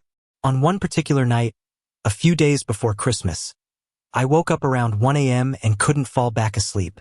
Deciding to use the bathroom, I ventured into the hallway, passing by the maid's room. This is where things got strange. There was a light on in the maid's room. No one was staying there. It had been turned into a storage space, filled with old furniture and boxes. Assuming someone had accidentally left the light on, I approached the door to turn it off. But as I got closer, the door creaked open very slowly, and I heard loud snoring from inside. My first thought was that a tired parent had taken one of the toddlers into the room to calm them and accidentally fallen asleep. Not wanting to disturb them, I went to the bathroom and returned to bed. As I passed the maid's room again, the snoring was even louder and unmistakable. The next morning, I asked if anyone had slept in the maid's room that night. Every relative denied it, and most seemed unsettled by my story. I checked the room later, and nothing had been disturbed. The boxes on the bed were exactly where they'd been, and the dust covering everything remained untouched. My final theory that someone had played a prank didn't hold up. A toddler's eerie sighting. The day after that, I was playing in the unfinished basement with my toddler cousin. As we pushed trucks along the floor, he suddenly pointed at the walls and said, "Look at all the people!" Startled, I looked around but saw nothing. He, however, was insistent. "Why are those people looking at me?" he asked. His voice was so earnest that my aunt, overhearing, immediately picked him up and ran upstairs. Later, my grandmother shared a chilling story about the house's history. Shortly after it was built, the home had been broken into. The maid, the only person home at the time, had grabbed a knife and hidden in the downstairs closet. Though no one was harmed and nothing was stolen, the owner, angry and controlling, blamed her for allowing the break-in. The owner's reaction has always struck me as unnecessarily cruel. No one died during the incident, but his treatment of the maid seemed harsh enough to leave a lingering presence behind. Final thoughts. These events happened a couple of years ago, and I still wonder about that night. The snoring, the light, my cousin's eerie comments. None of it feels like a coincidence. I don't believe I was dreaming, and I've replayed the details in my head countless times. Was the maid's spirit still tied to the house, possibly reliving her fear or frustration? Could the owner's anger have left a darker imprint on the home? Or was the classical music we heard and the light in the maid's room simply tricks of the mind? I can't say for sure, but one thing I know, that house has a story, and some parts of it might not be ready to rest. This is a personal account from the late 1970s when I was about 19 or 20 years old. At the time, I was living in a house that my roommates and I believed to be haunted. You can find more about that in another submission. My interest in the paranormal had grown significantly by then, and I was actively trying to make myself more sensitive to spirits, mainly through meditation. Over time, I had developed enough awareness to sense, and sometimes even see or hear spirits. One day, I ran into an old high school friend. We decided to catch up over coffee and spend some time reminiscing about the last couple of years. During our conversation, he spilled coffee on his shirt and asked me to drive him home so he could change. He was planning to take me to some party clubs he knew later that evening. On the drive to his place, he mentioned that a few of our other high school friends were his roommates. When we arrived, I saw that it was an older, massive house, probably built in the 1930s. He ran upstairs to change and told me to feel free to look around since no one else was home. The living room was huge, with 10-foot ceilings and a fireplace. The kitchen appeared to be original but was well kept and nicely preserved. As I wandered around, I realized I needed to use the bathroom. Spotting one at the end of a long hallway, I made my way there. That's when something caught my eye. From one of the rooms along the hall, I noticed movement. Turning to look, I froze. There was something there. It stood about 8 feet tall, its form vivid but distorted, and it was clear that it was not happy to see me. Its legs were short and stocky compared to the rest of its body, and its hands dragged along the ground. I couldn't make out its face. It was too blurred or distorted, but its presence was overwhelming. For 5 to 10 seconds, I stood there, paralyzed, staring at it. Then I heard a deep, gruff voice order me to get out. The command was clear and left no room for doubt. I backed out of the hallway, moving away from the room as quickly as I could while calling out to my friend, "I'll wait outside in the car." Once outside, I said a prayer for the people living in that house. At the time, I didn't tell anyone about what I had seen. Something told me that it was better not to interfere with whatever that presence was. A few months later, one of my close psychic friends, whom we called Bird, was invited to a party at the same house. I didn't tell her exactly what had happened to me, but I warned her to be careful. A few days after the party, I called Bird to ask how it had gone. She told me she'd had an incident in the bathroom but refused to elaborate. She admitted that she had been choked by something unseen and was visibly shaken even while recounting it. When I told her about my own experience in the house, she was upset, feeling I should have warned her more explicitly. Another one of my roommates also attended the same party. He said he'd been pushed by something he couldn't see and felt threatened while using the bathroom. A couple of years later, I spoke to an old friend who had dated one of the guys living in the house. I told her about my experience and those of my friends. She then shared her own unsettling account. She had often heard knocking on the walls at night, which kept her awake. Her boyfriend, who occupied the room where I'd seen the figure, was a former football player, a big guy built like a tank. Normally, he was gentle and easygoing, but after moving into that house, his demeanor changed. His behavior became increasingly aggressive, eventually escalating to physical violence. Things got so bad that he was forced to leave, and his departure involved a police intervention. That was one of my most vivid paranormal experiences. Looking back, I'm glad I trusted my instincts and left the house that day. Some presences are better left undisturbed. A haunting connection, my experience with a homeless spirit. About a year ago, I moved into the second floor of my apartment building. Not long after, I met a homeless man who slept in a doorway at the back of the building. The spot had a small awning for shelter, but he spent most of his time near the front entrance, chatting with residents and occasionally asking for a few dollars. Most of my neighbors were dismissive or outright rude to him. He was an alcoholic, and the smell of vodka often lingered wherever he was. While his presence frustrated some of the uppity residents, I couldn't help but see him as a human being deserving of dignity. I never gave him money, but I brought him plates of home-cooked meals. Over time, he developed a special fondness for me, and we'd often chat while he ate. He shared stories about his time in Vietnam, his struggles with PTSD and alcoholism, and his desire to rebuild his life. I learned how much he appreciated the meals, especially compared to the inedible, outdated food from the shelter.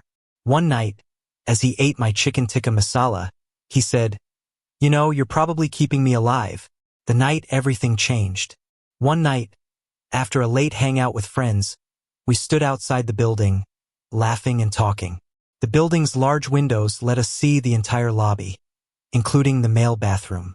At one point, I noticed the man inside, vomiting into the toilet. It wasn't unusual.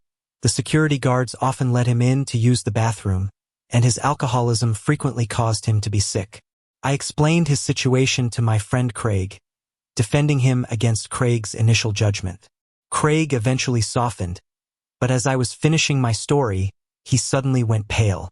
He was staring at the bathroom, his mouth agape. I turned and saw the walls of the bathroom smeared with blood. The man was slumped over the toilet, still appearing to vomit. I panicked, punched in the building code, and ran inside. The lobby was eerily empty except for the man in the bathroom. I called 911 from the security desk and stayed on the line, periodically yelling to the man to see if he was okay. There was no response. Eventually, a security guard appeared, rushed to the bathroom, and gently lowered the man to the ground. The guard called out that he wasn't breathing and attempted CPR, but stopped short, saying, "I think there's an organ in his mouth." I nearly fainted. The EMTs arrived about 20 minutes later and escorted me outside while they worked. My friends bombarded me with questions, but I couldn't process anything. I stared at my shoes until the EMTs wheeled the man out on a gurney. I never saw his face again. Aftermath. 2 days later, I spoke with the security guard, Justin, who told me the man had died before the EMTs even arrived. We cleared out his belongings from the back doorway, and I found a framed photo of a younger version of him with a little girl. It seemed to be his daughter.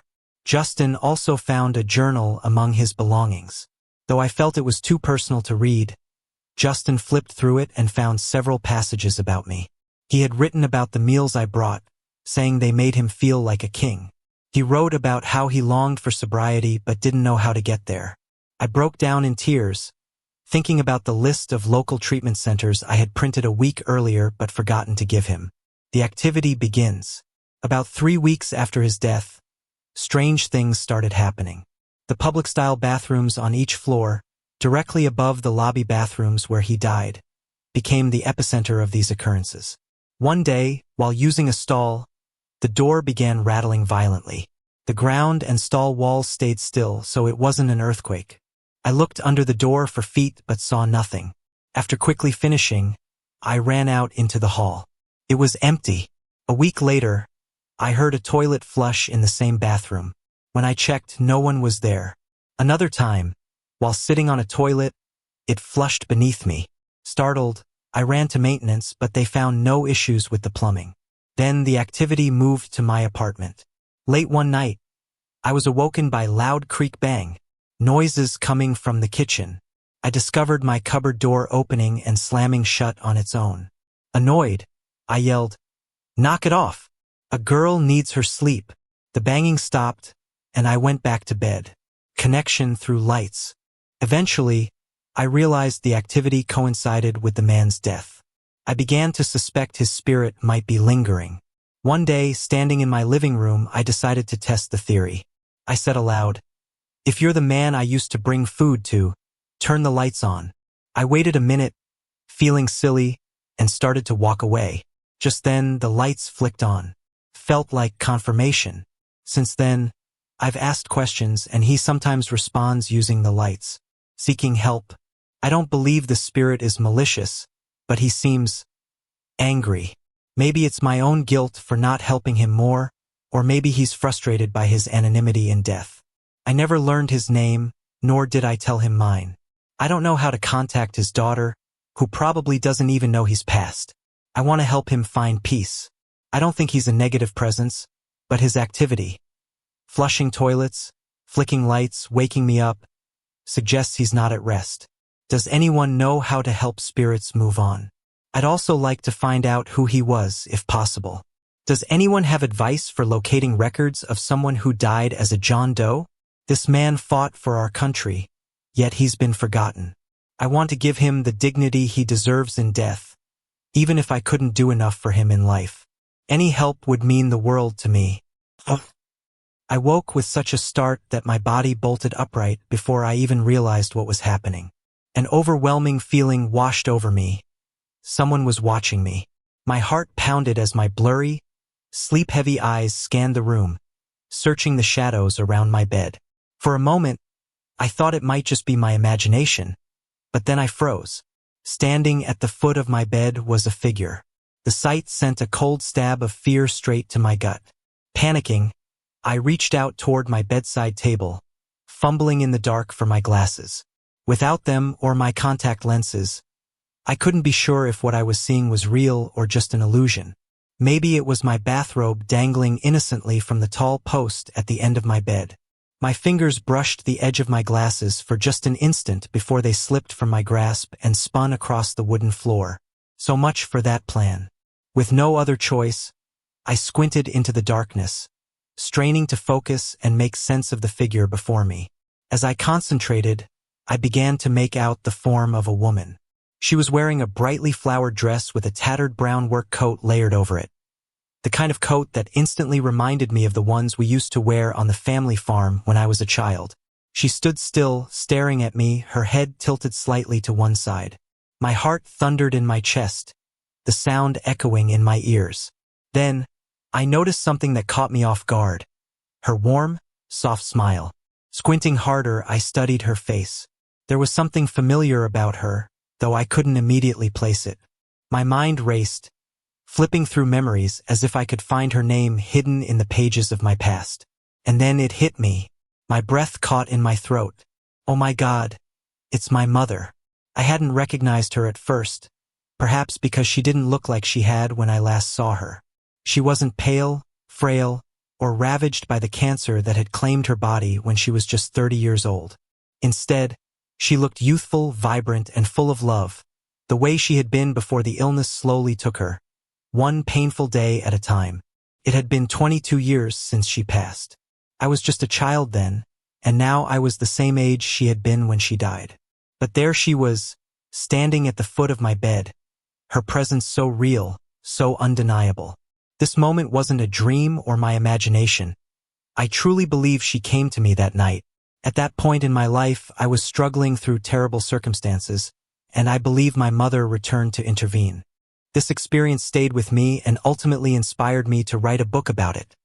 Intertwined, based on a true story. It's my way of sharing this deeply personal and transformative event with others. Sorry to interrupt. If you're enjoying the story, Let me know in the comments and tell me where you're watching from. Don't forget to like and subscribe for more. This story is an update on my previous Whistler stories, broken into two parts. The first event occurred in late 2011, and the second in January 2012. In early winter here in southern Minnesota, we had one of the mildest and warmest winters in memory. My wife had been repainting our breezeway, which she uses as her computer room. It always seems like any kind of home project stirs up strange activity, and this time was no different. She started noticing small things, like missing items turning up in odd places. One day, she even heard the signature whistling sound we'd encountered before, although it was brief. I was amused by her account and didn't think much of it, until something eerie happened to me. One morning, as the first to wake, I turned on the breezeway light and immediately heard a chilling sound coming from the garage. It was a muffled, wild cat-like growl. Angry, powerful, and unlike anything I'd ever heard. Frozen with fear, I stood staring at the door, unable to open it. The sound continued for nearly a minute before abruptly stopping. When silence returned, I cautiously opened the door with the light spilling into the garage. Nothing was there. I flicked on the garage light, scanned the space, and found nothing unusual. Shaken, I grabbed my shoes and left the house quickly. Later that day, I texted my wife, hinting that something strange had happened, and promised to explain when I got home. That evening, as we sat in the garage having a beer, I prepared to tell her about the morning incident. Before I could, she shared what had happened to her daughter the night before. Her daughter had been watching TV on the living room couch when she felt a growl right in her ear. Thinking it was me, she spun around, but I was in my office. When she described the sound, my skin crawled.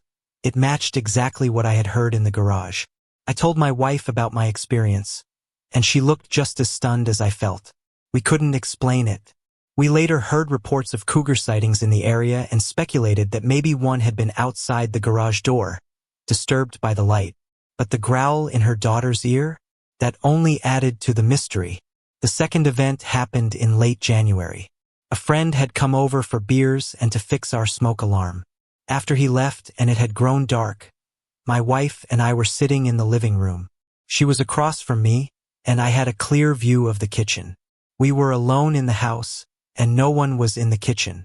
As I glanced toward the kitchen, I saw one of the Dixie cups from our water cooler fall to the floor, bounce, and then land upright in the middle of the kitchen floor, several feet from where it had started. Stunned, I stared, and my wife, hearing the sound, asked what had happened. She walked over to see, gasped, and joined me in examining the scene.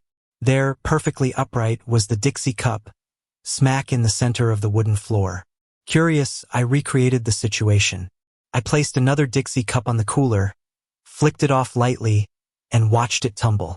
It landed close to the cooler and on its side every time. I repeated the experiment using more force, but even then, the cup didn't travel far and never landed upright, except once after dozens of tries. My stepson tried the next day with the same results.